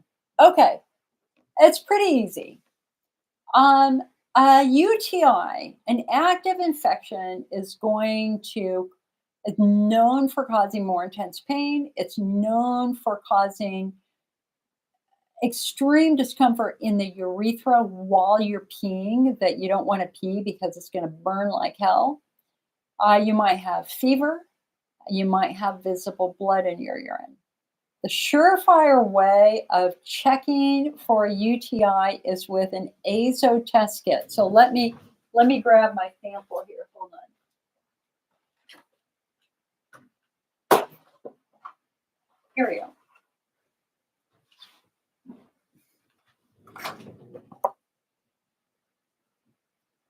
Okay. So azo test strips, and Walgreens has a test strip. There are a number of test strips on the market. I always recommend you have a box of these on hand whenever you start to struggle with a more intense flare. Okay, so this is a dipstick test. So basically, you take something like this out of a plastic bag and you pee on it. Now, this dipstick test, you can see, has two pads. There's a top pad and a bottom pad. The top pad tests for leukocytes, white blood cells. The bottom pad tests for nitrite. Okay? And let me see. I've got a better picture. Is that better? Hold on. Yeah. Here, hold on. Okay. Okay, so here we got the dipstick. So if they turn color towards purple, that's positive. So you can have purple leukocytes, but that's not as important as purple nitrite. If you have both double positive, then you have infection. Nitrites are only made by active infections. So double positive, take a picture of it, email it to your doctor and say, hey doc, think I have a UTI. Here's my dipstick results. Can we please test my urine for infection? And most doctors would say, absolutely. They send the order in, you go down to the lab, you leave a sample, or run down to their office and leave a sample. If you have a double negative where it doesn't change colors, then you do not have infection. But the interesting question is, what if you have a positive leukocyte but a negative nitrite? Is that infection? And the answer is no, it's probably not. It's probably just bladder wall irritation. So let me explain this. Where is my postcard? Leukocytes are white blood cells. Leukocytes are your body's warriors. So here, hold on a sec. Where is my, here you go. Okay, so let's look at this picture for a moment. So this is one of the old Elmeron postcards. And it's a useful postcard for this purpose. So, because we can see, okay, here's the inside of your bladder wall. These are the green are nerves. These are blood vessels. Here is the urothelium. These are the cells lining your bladder wall. And then the blue is your gag layer. That's the thick coating of mucus that normally protects your bladder wall. Okay, but what happens if the mucus is damaged? Here, hold on, I gotta get it right. Okay, if the mucus is damaged, urine is now getting directly to these cells. Now, these cells, your skin is not passive. This skin is always communicating to the powers that be, your immune system. And when urine gets here, the cells go, help, help, help, invader, invader, invader. And your immune system then mobilizes white blood cells, leukocytes, to the area. It's like, uh-oh, there's an infection. Get over there and kill them. So the leukocytes come and swarm into the area through the blood vessels, right? So there's a blood vessel right there. So now we've got your army inside your capillaries, little tiny veins in the bladder wall. But how does the leukocyte get from here up to here? Well, the answer is that the blood vessel opens. The capillary just opens and releases them. Okay, so now we've got an influx of your warriors into the tissue of the bladder wall to kill the offender. Those are leukocytes. So that's not an infectious process. That can be a irritate the hell out of my bladder with a cup of coffee process. That if you are drinking coffee every day, and God forbid you are in estrogen atrophy or have Hunner's lesions or have a wounded bladder wall, that coffee is going right in here, right into this wound. And these cells are screaming for help, help, help. I'm being hurt. I'm being hurt badly. So the area is swarming with leukocytes to try to kill the offender. Of course, you can't kill urine. You can't. Leukocytes cannot kill coffee. They cannot kill caffeine or acid.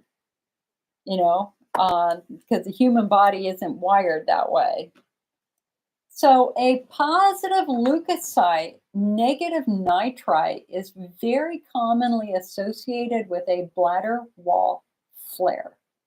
Now, of course, these tests can be wrong.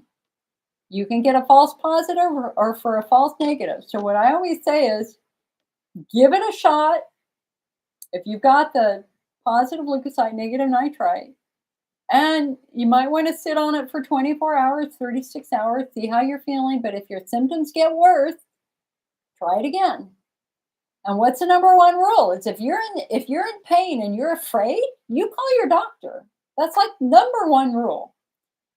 Don't sit at home and suffer in silence. It is important to get the help you need, especially if you might think it's infection. I had a very intense flare for almost 2 months. And I got to the point where I was in agony. I mean, I was having horrific bladder spasms every time I peed. And I actually walked into my urologist's office crying. I had no appointment. And they had never seen me do that because I ran the only Kaiser supported support group for years. And I was their support group leader. They had never, ever seen me cry, much less just show up. And I was in agony and just drove in and just said, help me, please. I don't know what's wrong. And they immediately pulled me back. And then I described this symptom of as the last couple of drops of urine are coming out of my body, I am just like being bent over with this violent spasm. And I had never had that before, ever. And she looked at me. She goes, Jill, don't you know what that is? And I'm like, no. And she goes, that's a bladder spasm. It's like, go pee in a cup. You got an infection. And so I went and peed in a cup. And she goes, yeah, you got a bad infection. And, I thought it was a flare for 6 weeks. I should have been there a month earlier, and I didn't. I just held out. So, if you're afraid and if you're in agony, ask for help. Don't just suffer. Don't do what I did, because that infection was on its way up to my kidneys. Brutal. Joanne says, why can't this bladder wall grow back? I have estrogen cream I rub on the outside, inside. Okay, hold on. Wait. Joanne says, why can't the bladder wall grow back? I have estrogen cream I rub on the outside and inside, but it makes my urethra bleed?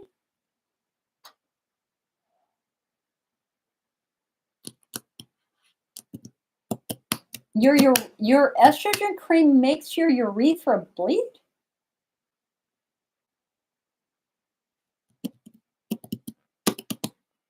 That's unusual. Are you catheterizing? Are you attempting to manipulate your urethra in some way? Oh, you are catheterizing. Okay. So it's not that the skin has to grow back, it's that the slippery coating has to grow back. The mucosal layer, that's what's missing here, because this mucosal layer is a really thick, robust barrier. It's hydrophobic. It pushes urine away from the cells, and it's slippery. It makes it easy to slide a catheter in and makes it easy to slide a catheter out, just like it makes it easy to stick a penis in your vagina and easy to pull it out. It's all about moisture, mucus, lubrication. So if you don't have this mucosal layer so much anymore and you're catheterizing every day, you're probably, tearing your urethra a little bit more. You should be doing oh, no. She's not. So she's going for a heparin installation every other week. But your urethra does not like, hmm,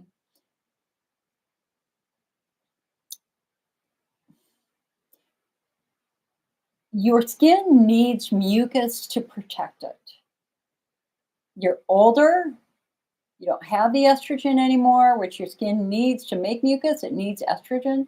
You are in estrogen atrophy. There is no doubt about that. You're using an estrogen, which should improve the health of that skin, but you're saying the estrogen is burning your urethra. So you could work with a compounding pharmacy and see if they will try a different base. Maybe there's a preservative in it that's bothering you a little bit more. I mean, for anybody who's ever had, if you've spent any time with elderly folks, you know that just the slightest push on their skin could cause a tear. That's the effect of aging as we get older. It sucks.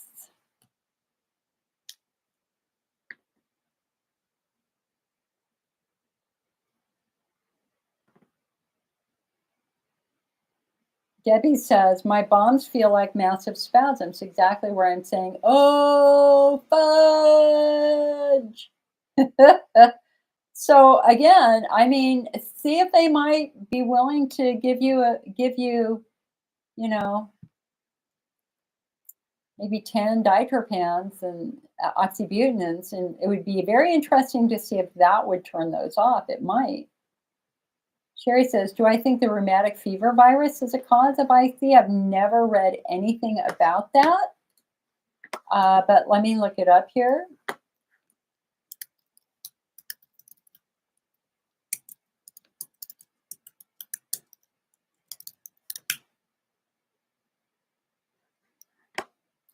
Didn't come up at the National Library of Medicine.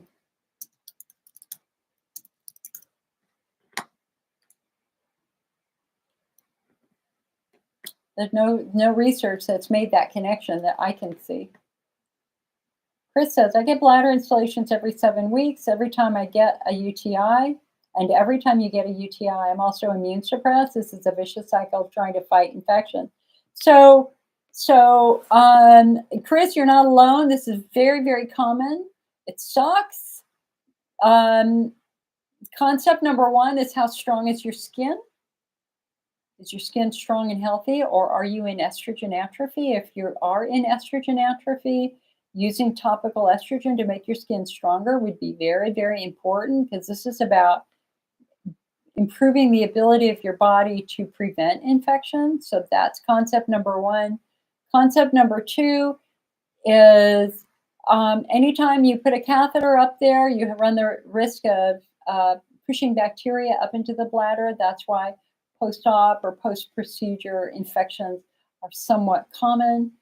The fact that you're immune suppressed, if you've got CVID, not COVID, but CVID, that's going to reduce your body's ability to fight infection. But again, the estrogen is really important. But I would consider looking at lactoferrin, because the lactoferrin UTI study was very good, and lactoferrin is all about boosting your immune system. I have a blog on that on the front page of the IC Network website. Let me give you that link, because I have a link to that UTI study.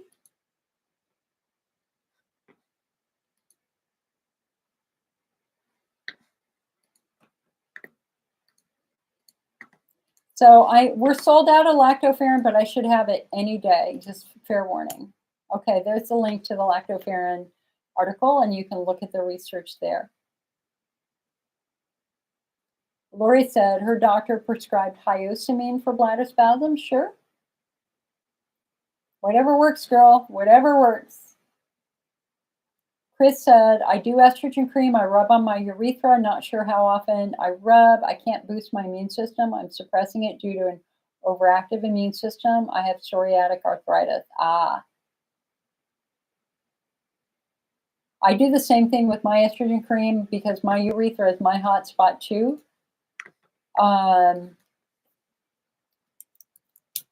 Let me just look up something really quick.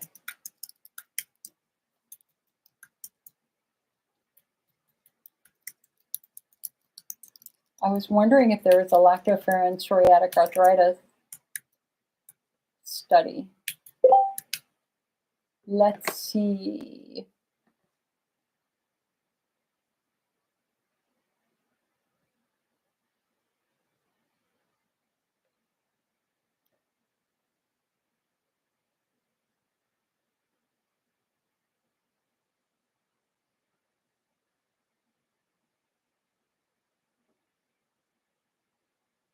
And that's one.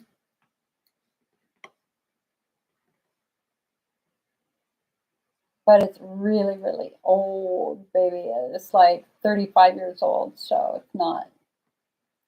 All these studies are old, but one, 1984, 1992, 1996.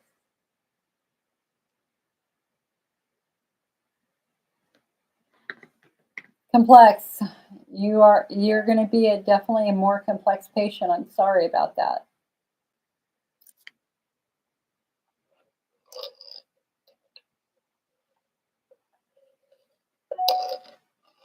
Joanne says yes, she's 75. Yep.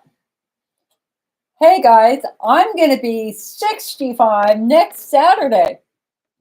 How the hell did that happen? It is so weird. It is so weird. Like I feel 25. I do. I feel 25. But now, you know what? My smoothie is, I've drunk this whole thing in the last 2 hours. I got to pee again. I'll be right back.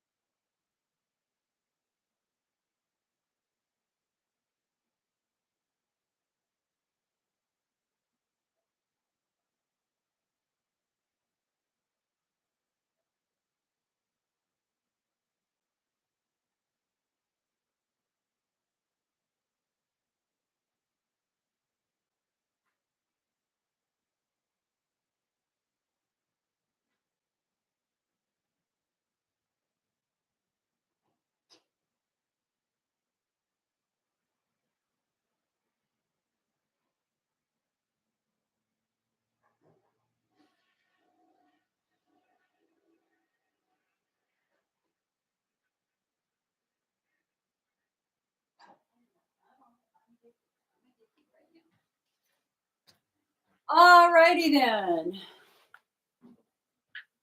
I have returned. So Joanne says, I take 8 French catheters with me when I go for heparin installation. Smart, smart women. But are they low fric catheters? Are they low friction catheters? Because that's what you need. You need a low friction catheter because that way, so low friction catheters are coated with a slippery substance to make it easy to slide in. Carla says, happy birthday. Thank you. Thank you, Joanne. Thank you, Erin. Yeah, I don't know. I haven't had birthdays the last couple of years. 2 years ago, I couldn't do my birthday because my parents had just died. And then last year, my birthday was 4 days after I had my breast removed. So I have not had a birthday celebration in 3 years. In the old days before COVID, I took everybody in my family to the movies and then we would have pizza afterwards or something like that, or go miniature golfing, something fun. You know, my a gift for me is just hearing laughter, but it's all changed now, you know? It's all changed now. I don't know. I don't know what we'll do. I don't have high hopes over my birthday, to be quite honest. I just don't. Chris says, how often do most of you use estrogen cream on the urethra? I do it 2 or 3 times a week myself, Chris. Man, I'm telling you, if I don't use that estrogen cream on my urethra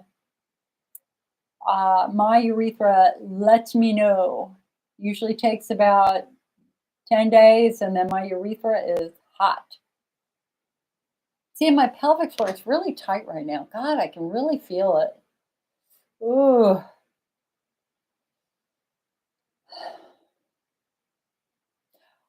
Um, okay, so hold on a sec. Let's just try it, shall we? So in our flare guide, we have, okay, so we have a whole bunch of stretches. I mean, I've got pages and pages of stretches. Unfortunately, I can't move the camera to show you, but hold on. Let me see. Let me see if I can. Let's see if we can get myself out of my pelvic floor flare right now. Hold on. Okay, so hold on. We're going to do the garland. Okay, so the garland is like this.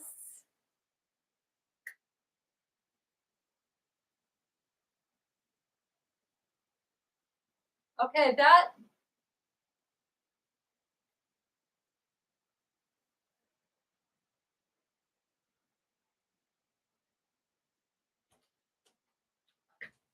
so if you want to put your pelvic floor back where it needs to be, just pretend that you've dropped something. Like if you're at the bank or something, just do this, you know? I was like, okay. Oh, my legs are getting stronger. Okay, let's try forward bend. Yeah, I'm getting skinnier too. Now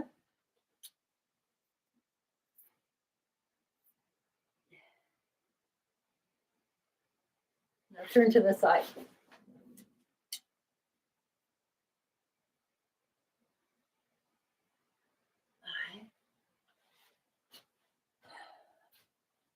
Okay. Warrior.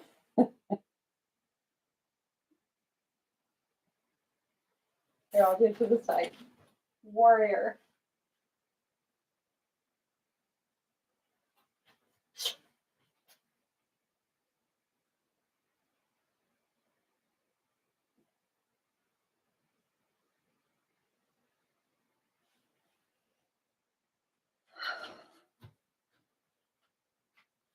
Hold on.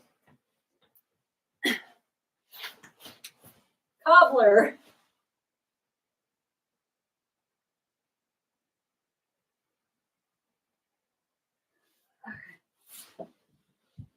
Okay. What else is there? Okay, I'm not going to lay on my back on my floor.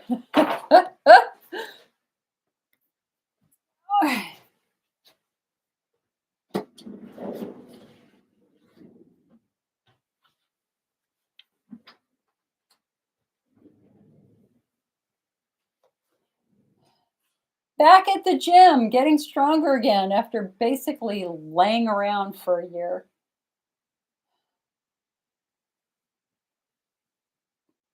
Hey, listen, your goal is this is where we know you're at a healthy weight.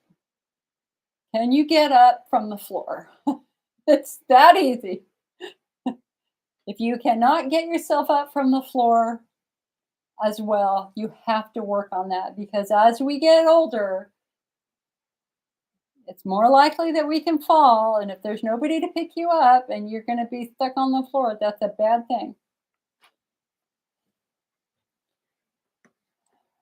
Aaron says, nothing has been the same since I lost my. Yeah, isn't it weird?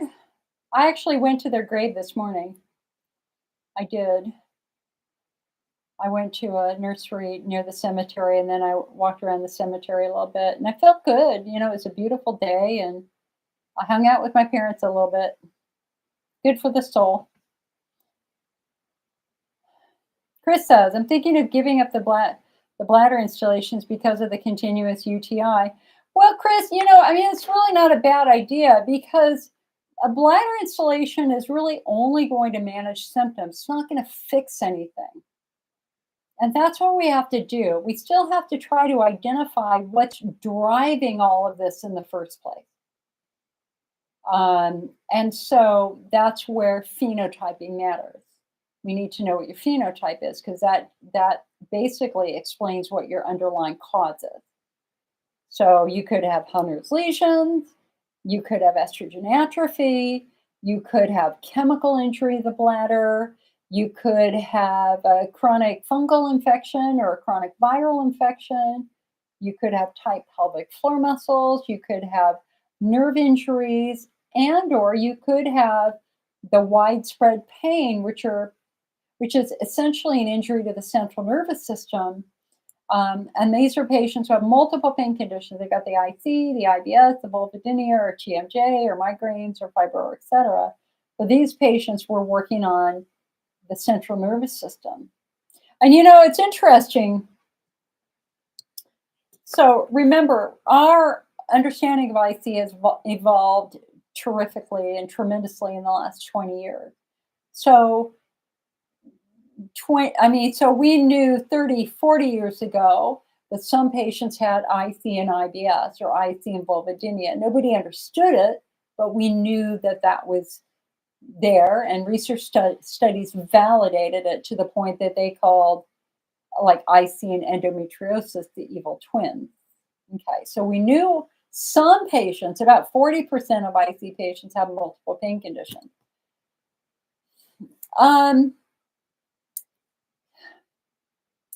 And then it was researchers at Beaumont Health, now Corewell Health, who did a very interesting study over childhood trauma and sexual abuse and abuse. And that study did indeed find that a chunk of IC patients had a history of childhood trauma or abuse. I do. And so I was like, okay, that's interesting, but why is that important? And now today we understand that adverse childhood events, whether it's growing up with an alcoholic parent or if you were abused, or in my case, I was a victim of a kid who became a rapist and murderer and I was attacked, that changes the central nervous system. And it's the changes in the central nervous system that create this body that is now struggling with lots of different types of pain. And the blessing here is that we now know it's not your fault. It's not my fault. It's really about a trauma, a physical, or it's a physical response to trauma. And it can be physical trauma, it can be emotional trauma, but it's really about how a body responds in an environment to persistent trauma.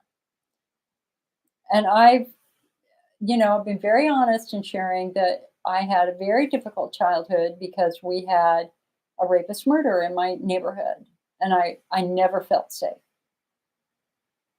The year I went away to college, he raped and murdered my neighbor. And I can tell you 100% it would have been me if he could have caught me. I know that for a fact because I was hunted for a decade. A lot of people were hurt.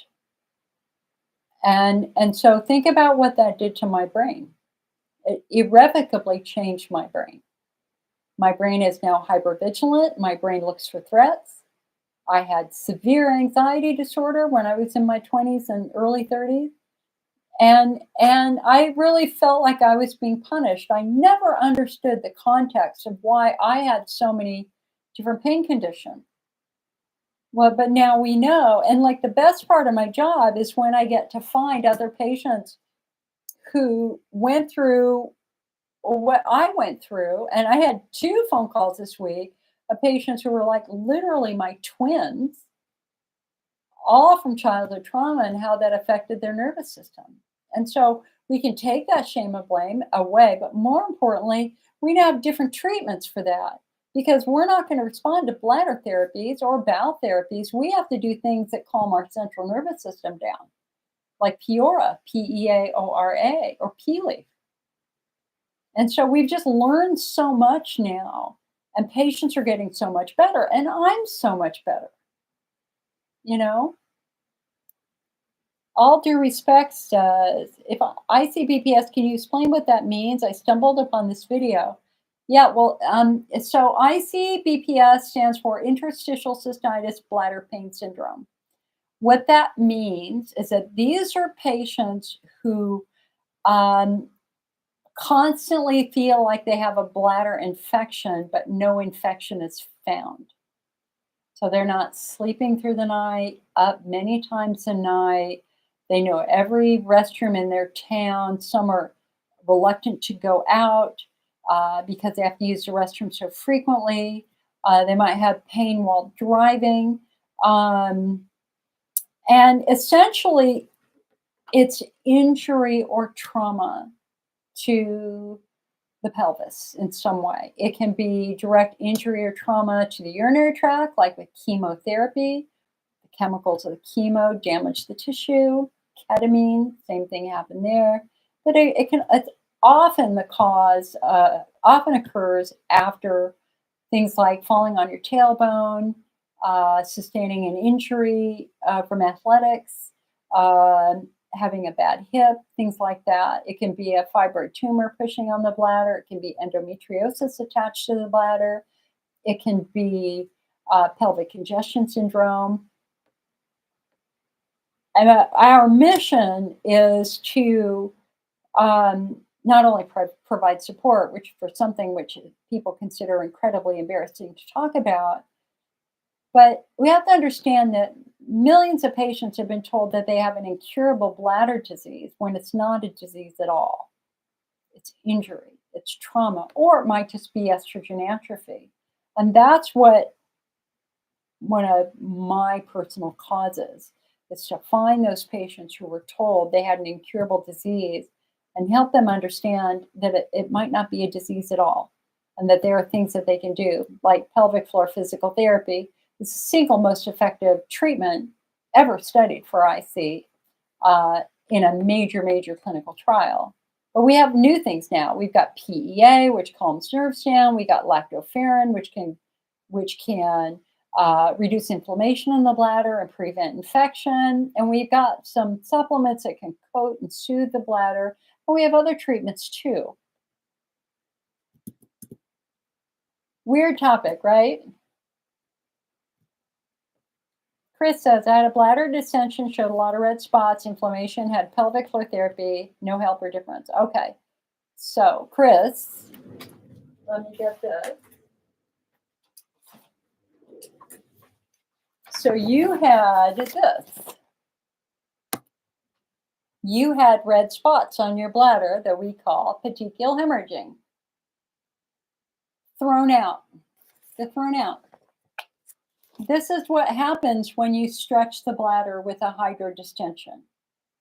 So if you look at our new national guidelines, they are thrown out as being meaningful to anything related to IC because you can take a healthy person with no bladder symptoms, give them a hydrodistension, and the same thing happens.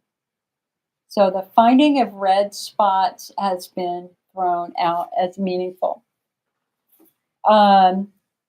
What I would challenge you on the pelvic floor physical therapy here is the question that you have to ask is, number one, what did you find? What are the condition of my muscles? Number two, it's going to be Are my muscles responding to therapy?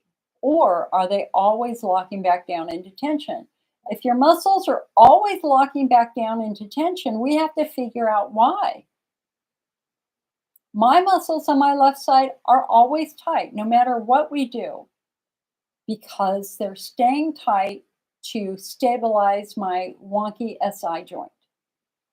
I have an old SI injury. And so bladder therapies do nothing for me. They have never done anything for me.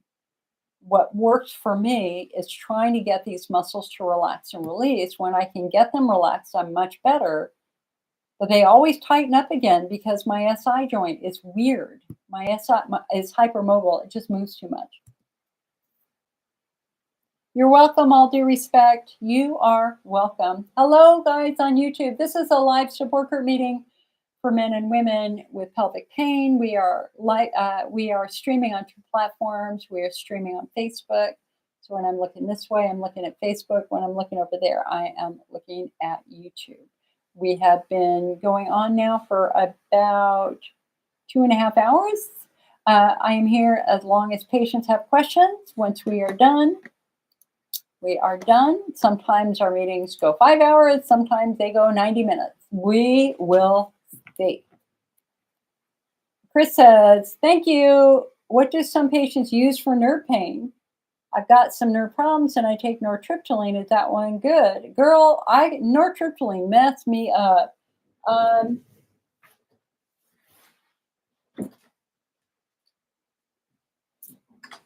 Okay. So PEA, palmitoyl ethanolamide, PEA, has been proven in many, many studies to calm nerves down. So this is what I take. There's Peora, PEA 500, or there's Peely. Simple over-the-counter supplement. Many, many research studies have proven that this is safe and effective for a number of pain conditions: acute pain, chronic pain, surgical pain, burning mouth syndrome, fibromyalgia. I mean, you name it, they have studied it. I have a blog on the front page of the IC Network, which goes through all of the research. The IC study that they did in 2019 was spectacular. And let me give you a direct quote. If you go to icnetwork.org, you can see a blog called PEA Reduces Pelvic Pain in IC, Vulvodynia, Endometriosis, Prostatitis, and Menstrual Cramps. Yes, the newest study is that shows that it helps menstrual cramps. So the research behind the use of PEA continues to show great promise in reducing discomfort for patients with IC and all these other conditions. Known for its anti-inflammatory and analgesic effects, it has become one of the most popular supplements for patients struggling with chronic pain. Loredana Nasta, head of the Italian IC Association, said PEA has become a crucial therapy for IC patients in Italy when mast cell degranulation, neuropathic pain, and central sensitization are present. And it has good results with pain. So the 2019 pilot study, 32 patients who used PEA for 6 months, quote, a significant and progressive reduction in pain intensity was observed during PEA treatment, with additional improvements in frequency and to a lesser extent bladder capacity, no adverse events. And anyway, so I've got the chronic pain study, I've got the menstrual cramp study, I've got the endometriosis study, the chronic prostatitis study, and also some lab work or lab studies on its method of action and things like that. So let me tell you why I started taking this. So it's in the IC Network shop, hun. You can buy it right now. Just go to our website, go into our shop. I actually, and the reason why this was created, I took that ICPEA study to this company, Natural Approach Nutrition, and I said, can you make us a PEA supplement? And they did. Okay, so this was my idea, actually. Because, listen, anything that has a chance of reducing pain that's not an opiate, that's affordable with no side effects is worthy of our consideration because a lot of IC patients are suffering terribly with pain. The reason why I started taking this, I mean, because my pain has been very controlled, but I have very sensitive skin. I have small fiber polyneuropathy that really hit after I went through menopause. So I used to feel like I was being poked by pins when I would try to fall asleep. I'd have a pinprick in my thigh, and then a pinprick in my foot, and then in between my back, all over my body. I just get these random, strong pinpricking sensations. And they got so intense, I was having trouble sleeping. And some nights I couldn't sleep. And then the PEA study came out. I looked at all the research, and I'm like, what do you have to lose? Maybe it'll help you sleep. So I started it. My skin is healthy now. I have no nerve pain. I have no nerve pricking. And the cool thing about it that they found in the study is that it's durable. You don't have to keep taking it. So I think I took it for like 4 or 5 months at first, and then I stopped it for 2 months. And it lasted. And then as soon as I felt my skin getting a little sensitive, it's like, okay, I'm going to start the PEA again. So that's what I do. I just went off of it again for another couple months, and then just slowly I started feeling my skin start to get a little amped up again. So I started again. I just take one at night before I go to bed. Sometimes two if I feel like I'm a little bit more sensitive, but usually one a night's just fine for me. So Peora in the IC Network shop is absolutely worth trying for anybody with nerve-driven sensitivity. And the research is very, very good. Let me give you, well, I thought I had it here. Just go to the front page of our website. Here it is, right here. If you want to read the latest update, at least here on Facebook, I'm going to give you the link. For those of you on YouTube, just go. You can go to the front page of our website. It's right there.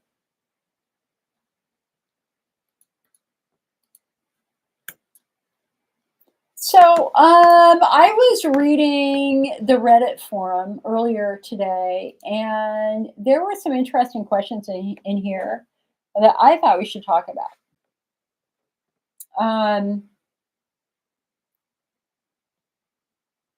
So here's a question. Did a hydrodistension help you? This is a patient they've had IC since 2019.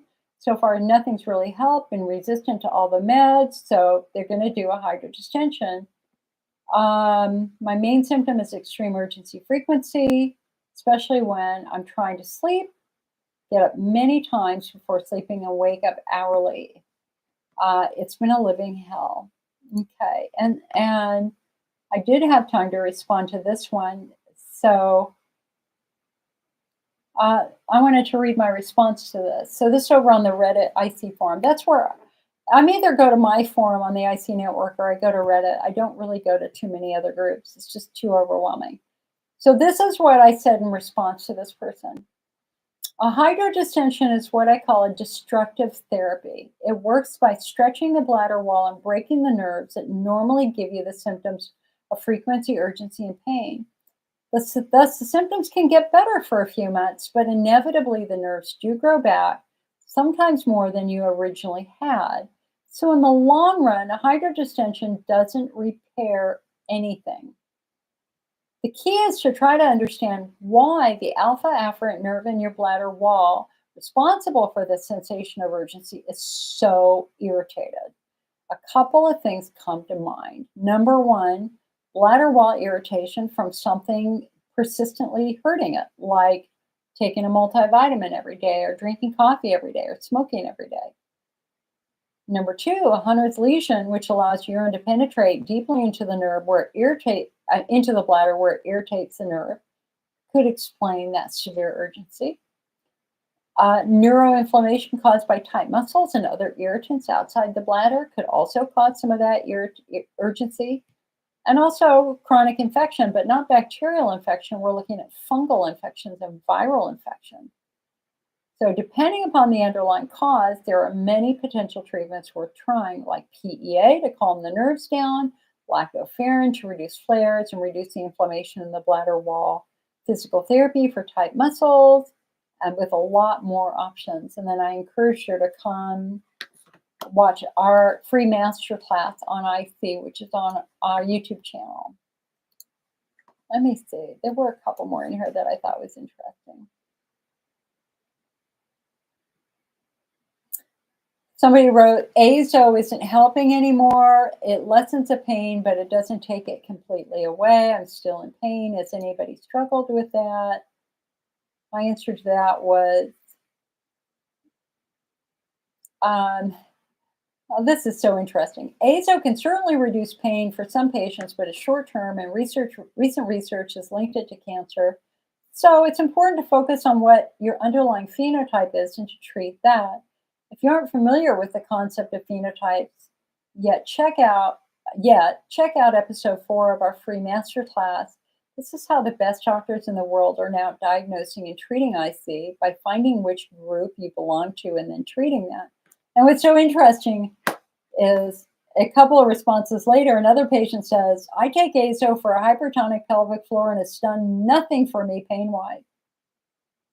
Sometimes it just helps with frequency, but given that 80% of ICers have a hypertonic pelvic floor, I would give even one session of pelvic floor physical therapy to guide you on internal and external work. It provides so much bladder relief.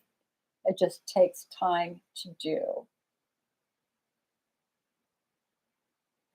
So isn't that a great example of here's somebody given a medication to numb the bladder wall when their pain's actually coming from the pelvic floor? Pointless. And now that we know that that medication is linked to cancer, it's like, do we really want to do that? We want to treat the underlying cause. We don't just want to chase symptoms. We don't just want to turn the pain off. We got to figure out what's causing that pain.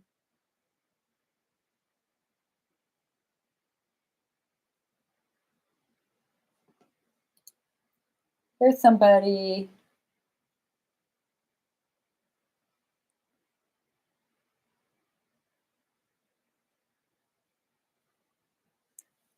Oh, somebody from another country. I think they're from England. They tried installations 8 or 9 years ago. They flared her terribly, nearly instantly. There was some relief a few days later, but the immediate reaction was extreme pain and instant flare up.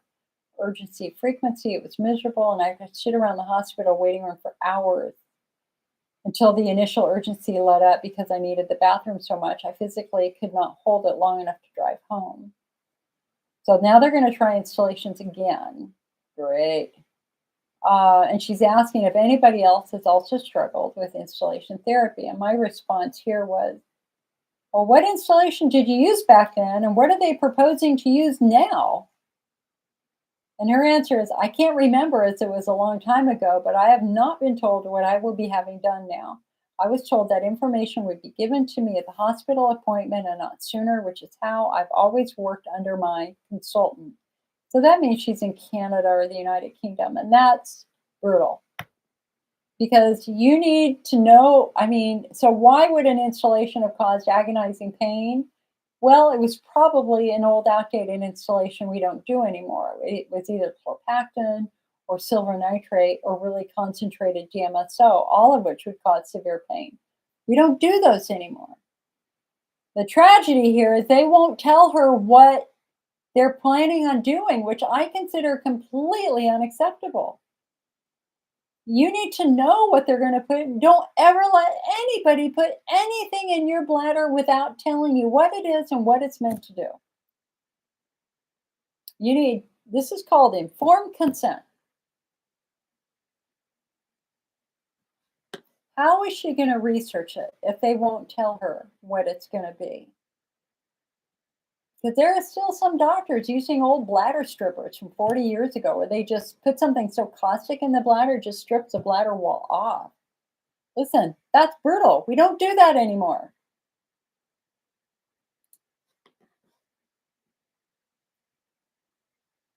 And somebody asked about disability, which is what inspired me to talk about disability at the first part of this meeting. Here's somebody, I've had issues with my bladder for the past 20 years, UTIs mostly recently diagnosed with IC, But something has started happening in the past 6 months, and I'm wondering if anyone else has experienced this before.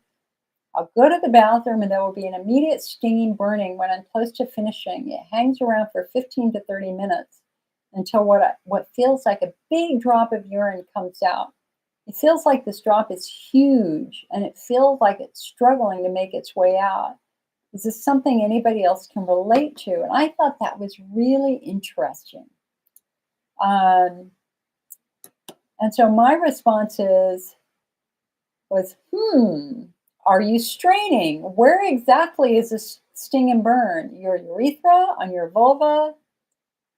Have you had children? Are there any signs of a prolapse?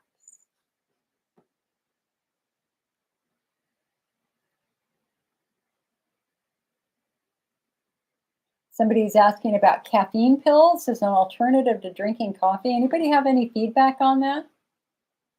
I mean, caffeine is caffeine. It's just going to make you pee no matter how you bring it in. Marlia says, where is that Reddit feed? It's the interstitial cystitis Reddit feed. You know, and listen, I'm not endorsing them.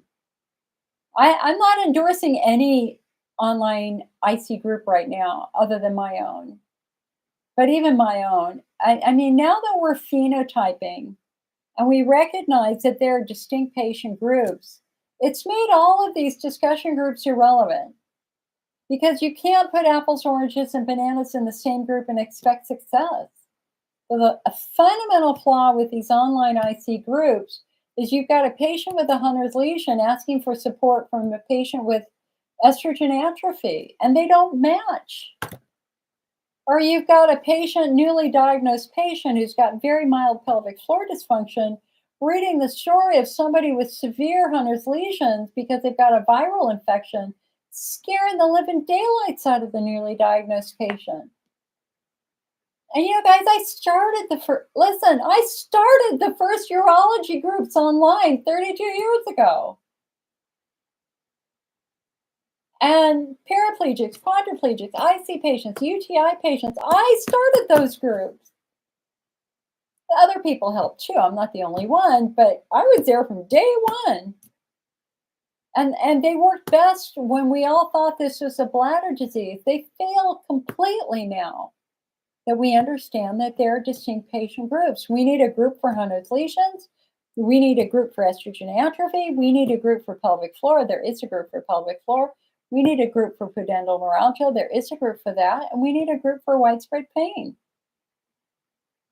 So I am very much struggling with the IC groups right now. I think that the leaders are not putting it in context like they should be. They're just not. Marlia said, I was in agony body pain from head to toe all day yesterday, got up this morning, took PEA, and now you're in no pain at all. Yeah, baby, that's what we love to hear. And see, now that's research that we can back up. If Marlia had gone into an IC group with agonizing pain, what would they have said to her? You know, I mean, you just don't know. But with phenotyping, now we can put that pain into context and we can go, okay, nerve pain. Okay, how do we turn nerve pain off? PEA. Chris says, I'm getting me some. Yeah, listen, you got nothing to lose but pain. The safety profile is outstanding. Just read the blog. Worth a shot. I waited months before I took it because I'm the queen of sensitivity. I love that stuff. It has absolutely changed my life. And here we go. Does anybody else have flare-ups where their whole body seems to ache and get really tired? Yes.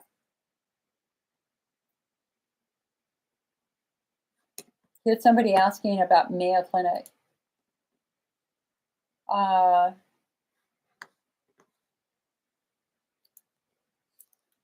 I gotta respond to this. We have historically not referred patients to the Mayo Clinic for IC because they have consistently refused to provide care and or told patients that it was all in their heads. And that applies to both Minnesota and Arizona. Better to go with a seasoned, with a national pelvic pain expert. So if you want to travel, consider Ken Peters, MD, chairman of the urology department at Corewell Health in Michigan, or Rob Moldwin, LIU, New York.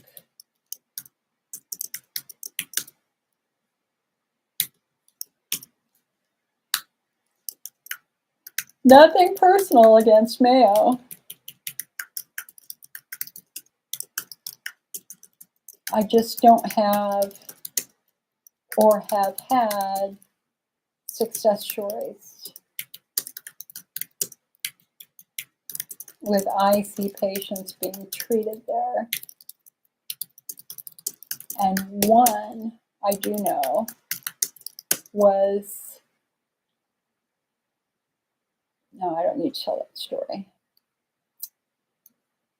There was an IC patient that I worked with, I've known for many, many years, who had terrific pelvic pain from post-herpetic neuralgia. She had been abused as a child by her father, and he gave her herpes, and she had post-herpetic neuralgia, which is horrific. So it's a terrible, terrible nerve pain in her pelvis. And she was up in Minnesota and sought care and said, I don't know how much more I can live with this. And she was immediately, they called the police. They forced her into an ambulance. They cuffed her to a gurney, put her in an ambulance for 6 hours, no bathroom stops. She's begging them. She had very severe symptoms, begging them to stop and let her use the restroom. They refused. They get to the mental hospital. They bring her in, uncuff her. She is begging to use the bathroom. They refused. And then finally they said, well, you can go in if somebody goes in with you. She's like, hell yeah, just come in. She goes and pees. She got a personal apology from the president or the director of the mental hospital and said, we are so sorry. You do not have a mental illness. You have a bladder disease. You should have never been sent here. That is a true story. And I have many of those stories that have happened over the years. Just saying. I mean, we've gotten a lot better. We've gotten a lot better. I mean, that was probably 20 years ago. Maybe not that long, maybe 15 years ago. You know, so you have to be, I mean, you got to be really careful about what you say. And then understand that, I mean, there was a patient in this forum who appeared to be very suicidal this morning. And if I knew who that patient was and I had their address, I would call the police to check on them. I would. But that's not my group. I don't know who they are. And I can only hope and pray that the leaders got in there and interacted with that patient.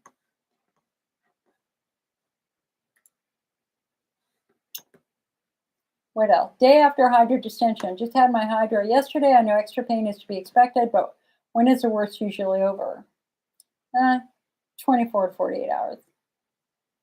There's another one. Does anyone else have this habit where they hold their pee for no reason? Like I'm literally just laying here and I have to pee, but I'm not getting up. It's like my number one trigger. Two, I don't know how to stop doing that. Isn't that interesting? I used to do the same thing. I can remember when my IC was really bad and I would be laying on my recliner with my cat in my lap watching TV, and I didn't want to get up and go to the bathroom because my cat was in my lap. And I would just like almost be crying in pain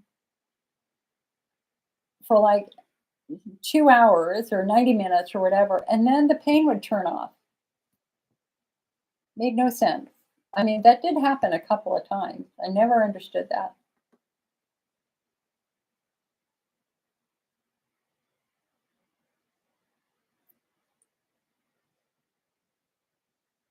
Here's somebody. Now, this is a good post. Sharing is, I see a lot of comments here about how no nitrites are automatically rules out a UTI.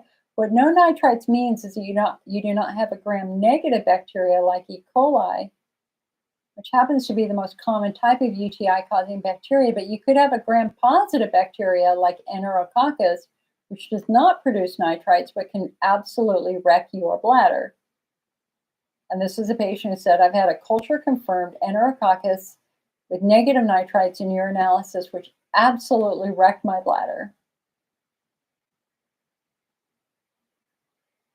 Oh, I find this so overwhelming to look at all these posts. At least 1 or 2 days a week, I'll spend 4 hours and I'll just go in and try to respond to people.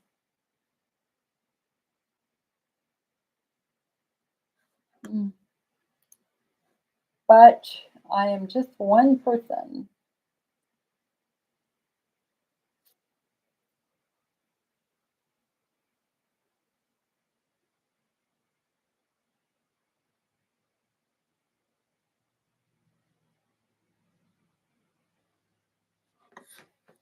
I did make a post. You know, we have the new investigative report on Elmeron, the tragic and tarnished history of Elmeron.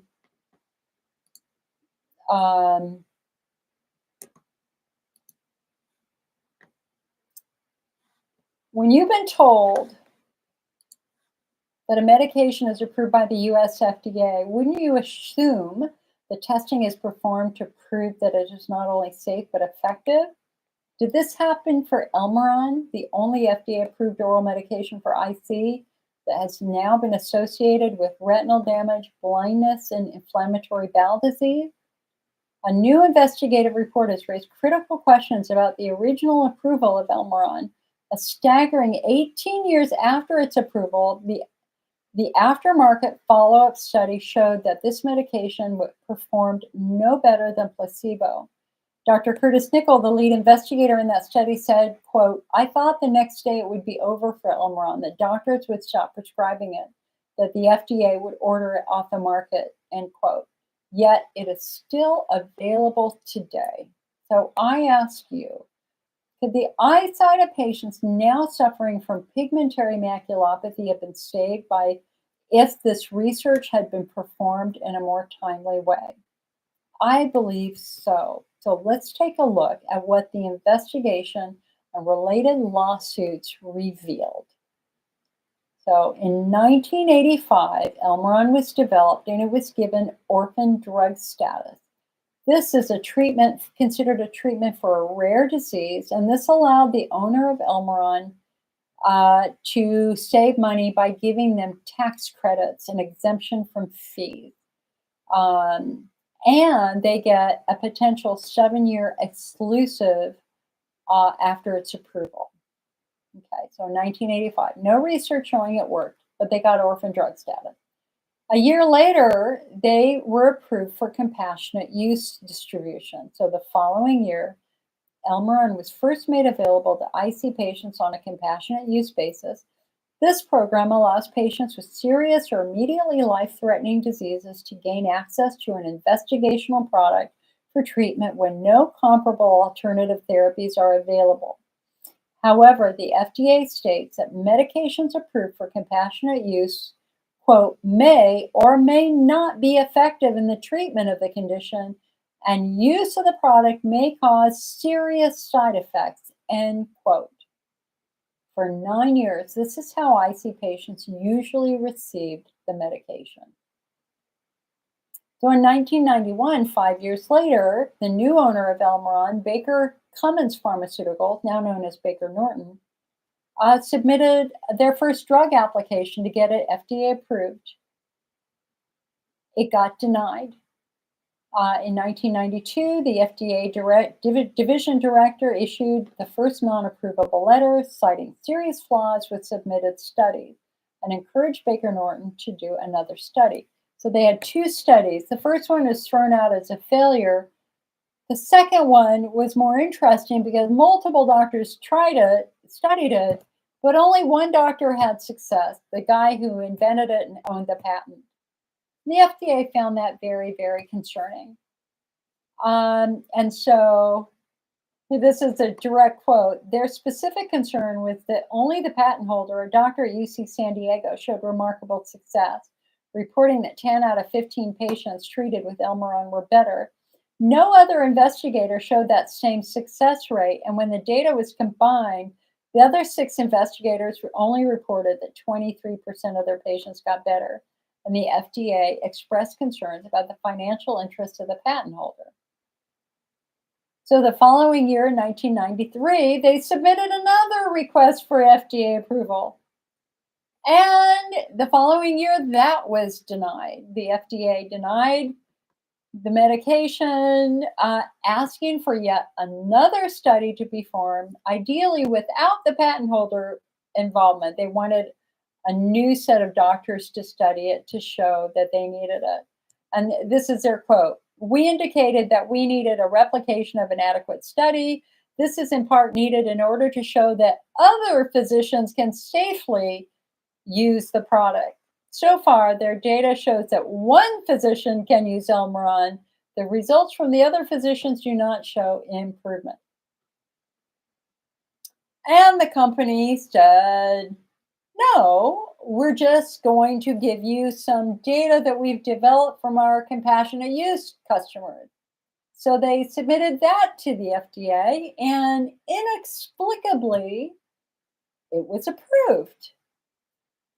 Now, there was some discussion, and I haven't verified a source for this, so I can only tell you that somebody suggested that Baker Norton said they would approve it, that if you FDA approved our medicine, we will then test it. So they were asking for the approval first. Then once you approve it, then we'll do a study. That's kind of pro forma for some of these studies. Now, I'm not telling you that that's accurate. That's just what I heard. That's secondhand. So why? Why has the FDA backed off on requiring scientific studies? And the answer is the AIDS crisis. Back in HIV/AIDS, so many people were dying that patients and doctors were begging for new treatments. And so the FDA reduced their scientific standards to try to get more medications out that would save lives, kind of like with COVID, although we don't have really good medications for COVID. But anyway, I think the intention was that we know these people are going to die. Let's throw anything we can that might save their life. That was kind of the theory back then. But the drug companies really took advantage of that. It's like, oh, wait, you don't need us to do more studies? Great. Here's medication after medication. Let's see if they work. And there's a fabulous publication called The Lever that just released this big investigative report that they did for a couple of years, looking at all the medications that the FDA approved, more than, I think, 400 in the last 10 years, without good science. And worse, when they do the follow-up study that shows it's not successful, the companies have already made millions off of drugs that are not successful in the first place, and yet the drugs still miraculously stay on the market. And a lot of those drugs are cancer drugs. So anyway, Elmiron was FDA approved in 1996. The long-awaited follow-up study came out 18 years later in 2014, done by another completely different set of doctors. And guess what? It didn't work. Dr. Curtis Nickel thought it would be pulled from the market the next day, but it's still on the market today. So this then raises the key questions. Would patients have taken a medication, in some cases for many years, had they known that it didn't work? Might this information have saved the eyesight of patients now struggling with pigmentary maculopathy, as well as those who have developed inflammatory bowel disease? So now let's look at the safety. So we know Elmiron, pentose, and polysulfate is linked to retinal disease and blindness. That was first released with doctors from the Emory Eye Center like 5 years ago. But guess what? They saw eye changes in the compassionate use data back in the 80s. 1991, we had a research study showing that pentosane affected growth factors in the eye and inhibited the regrowth and proliferation of retinal pigment epithelial cells, quote, impairing an important physiological pathway for retinal health. 1991, 5 years before it was FDA approved. And then in 1997, a year after it was FDA approved, 488 reports of serious adverse events, 8 with changes in vision. These are filed with the FDA. And it wasn't until 2018 that the eye researchers said, hey, we think there's a new disease associated with Elmiron use called pigmentary maculopathy. And I've got all this research on our website. Finally, in 2020, the company puts a black box warning. Yes, you are at risk of eye damage. So where are we today? 5,785 cases have been filed within the FDA's adverse event report, including 4,692 reports of serious adverse events and 48 fatalities associated with Elmiron use. The great majority of these reports, over 3,000, relate to eye and retinal damage. However, several other potentially serious reactions are on record, notably numerous reports of stomach and GI symptoms, which correlate with recent findings that Elmiron is associated with the development of inflammatory bowel disease. And then we have to look at all the bowel things. So the first reports of diarrhea and nausea were reported in 1998, 2 years after it was approved. Then in 2005, we've got case studies published by Texas A&M University of 2 patients developed severe diarrhea while taking and bloody and cramping while taking Elmiron. And when they stopped the medication, it went away. Then in 2014, we have a clinical trial that reports that 31 patients dropped out because of GI symptoms. 2015, we have more case studies with colitis that showed that it went away when they stopped the medication. 2022, we have a report of Crohn's disease and ulcerative colitis that 30 patients met that criteria. Patients are starting to have their bowels removed. And most recently, we have a patient who reported to me, and then I went to the experts here. An IC patient who had severe retinal disease was also found to have extensive polyps in her bowel. In the past 2 years, she's had 7 colonoscopies, each of which have found more polyps. Her gastroenterologist suggested that she could have a genetic disorder causing polyp growth, but genetic testing found none.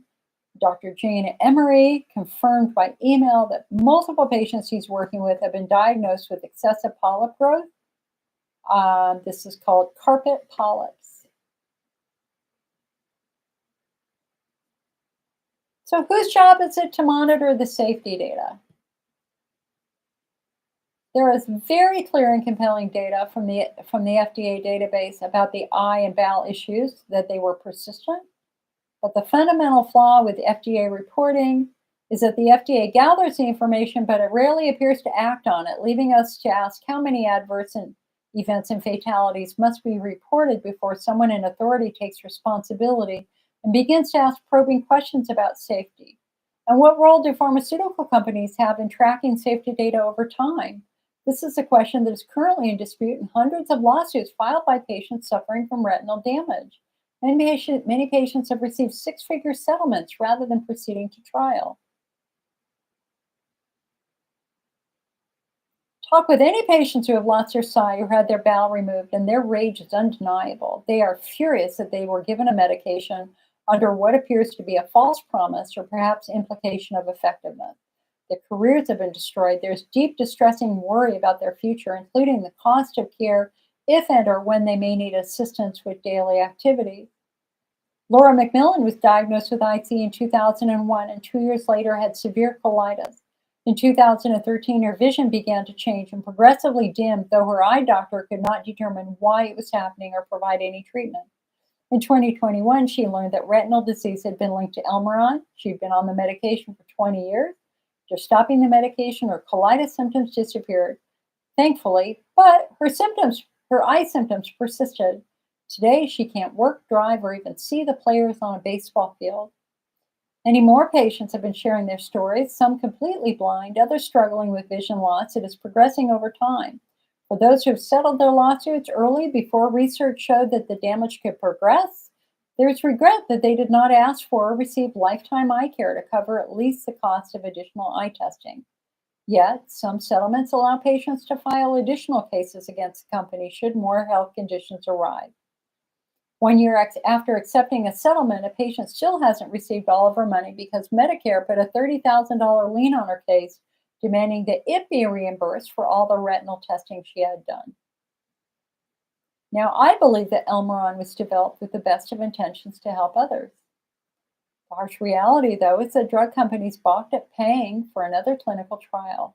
And sadly, this groundbreaking investigative report proves that this is in actuality a pattern, that many medications are approved without adequate evidence that they work.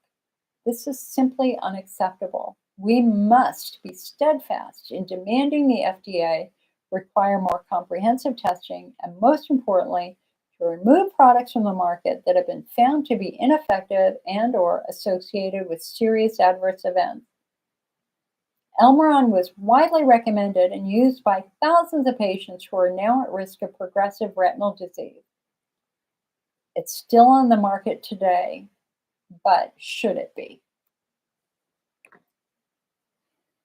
Oh, makes me so angry. It just makes me so angry. And now, over in Europe, they're prescribing it with abandon. And some patients have been told, they have been assured it is completely safe, which is bullshit.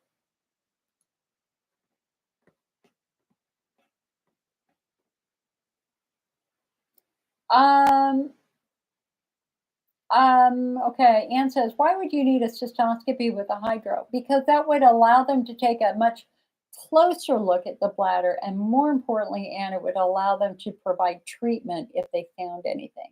They can't treat the bladder with a plain cystoscopy. Chris said, my culture came back yesterday and have not talked to the doctor. It says less than 10,000 Enterococcus facilis abnormal. Is that normal bacteria?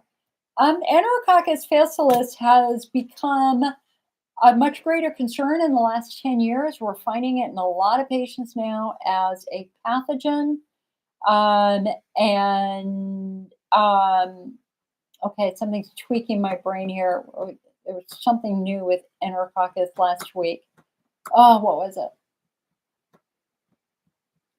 it? Right in and out of my brain. Oh, it might have been the lactoferrin. Hold on.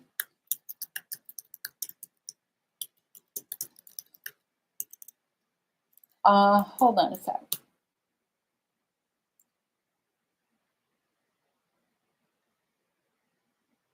So, okay. So let me just read this from you. And lactoferrin has been found to inhibit the growth of Enterococcus facilis, interfere with its ability to form biofilms, and even be used by the bacteria as a nutrient source. And lactoferrin can be used to enhance the effectiveness of certain antibiotics against Enterococcus. So, Enterococcus facilis has become an important drug-resistant nosocomial pathogen because of widespread antibiotic use.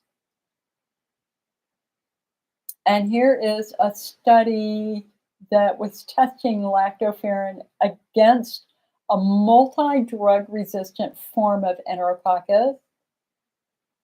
And let's see here.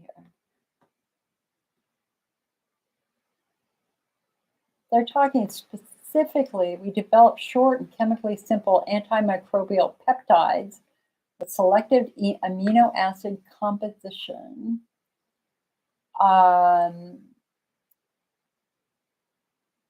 Based upon the antimicrobial motif of bovine lactoferrin.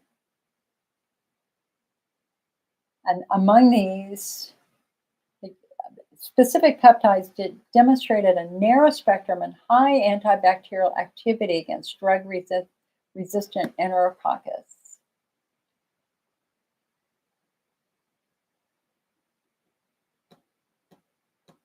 Let me go to the conclusion.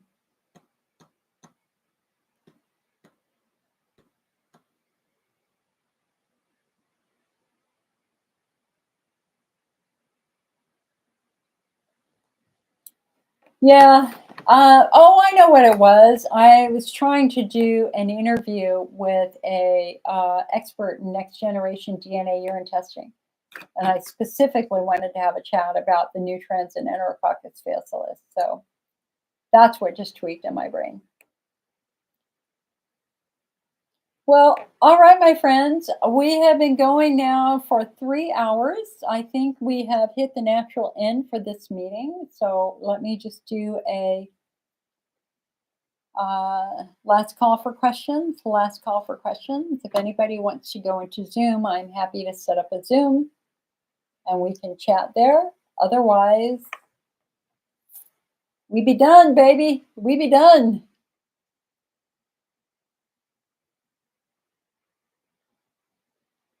You're welcome, Joanne. I truly wish you well. Keep in touch, girl. I want to hear how you're doing. Anne, I answered that. The hydrodistension allows them to look at to take a much closer look at the bladder. Chris said, so is Enterococcus facilis different? It can be because it's known for being very drug resistant. That's why, we do something called next generation DNA urine testing, because that will identify drug resistant genes and give us a much clearer picture of what antibiotic will kill your specific strain. And so, yeah, they're tricky. Daisy says, I'm getting installations next week. Are they worth it? They're going to help, depending upon the type of installation you're getting, they might help reduce the symptoms, but they're not going to repair anything over the long run. If you're getting a rescue installation with heparin lidocaine, that's going to coat the bladder and numb the nerves, but you do pee it out. So this is why we phenotype. So we don't want to just chase the symptoms with installations. We want to find underlying cause and fix the underlying cause. So if you're not familiar with that, I have a free masterclass on our website, the IC 101 masterclass. I would encourage you to watch that, especially episode 4. It's a free videos on our YouTube channel and on our website. I think they will help you. I also have a bladder installation video you can watch. You're welcome, Anne. All right, guys. I will see you later. Bye, YouTube.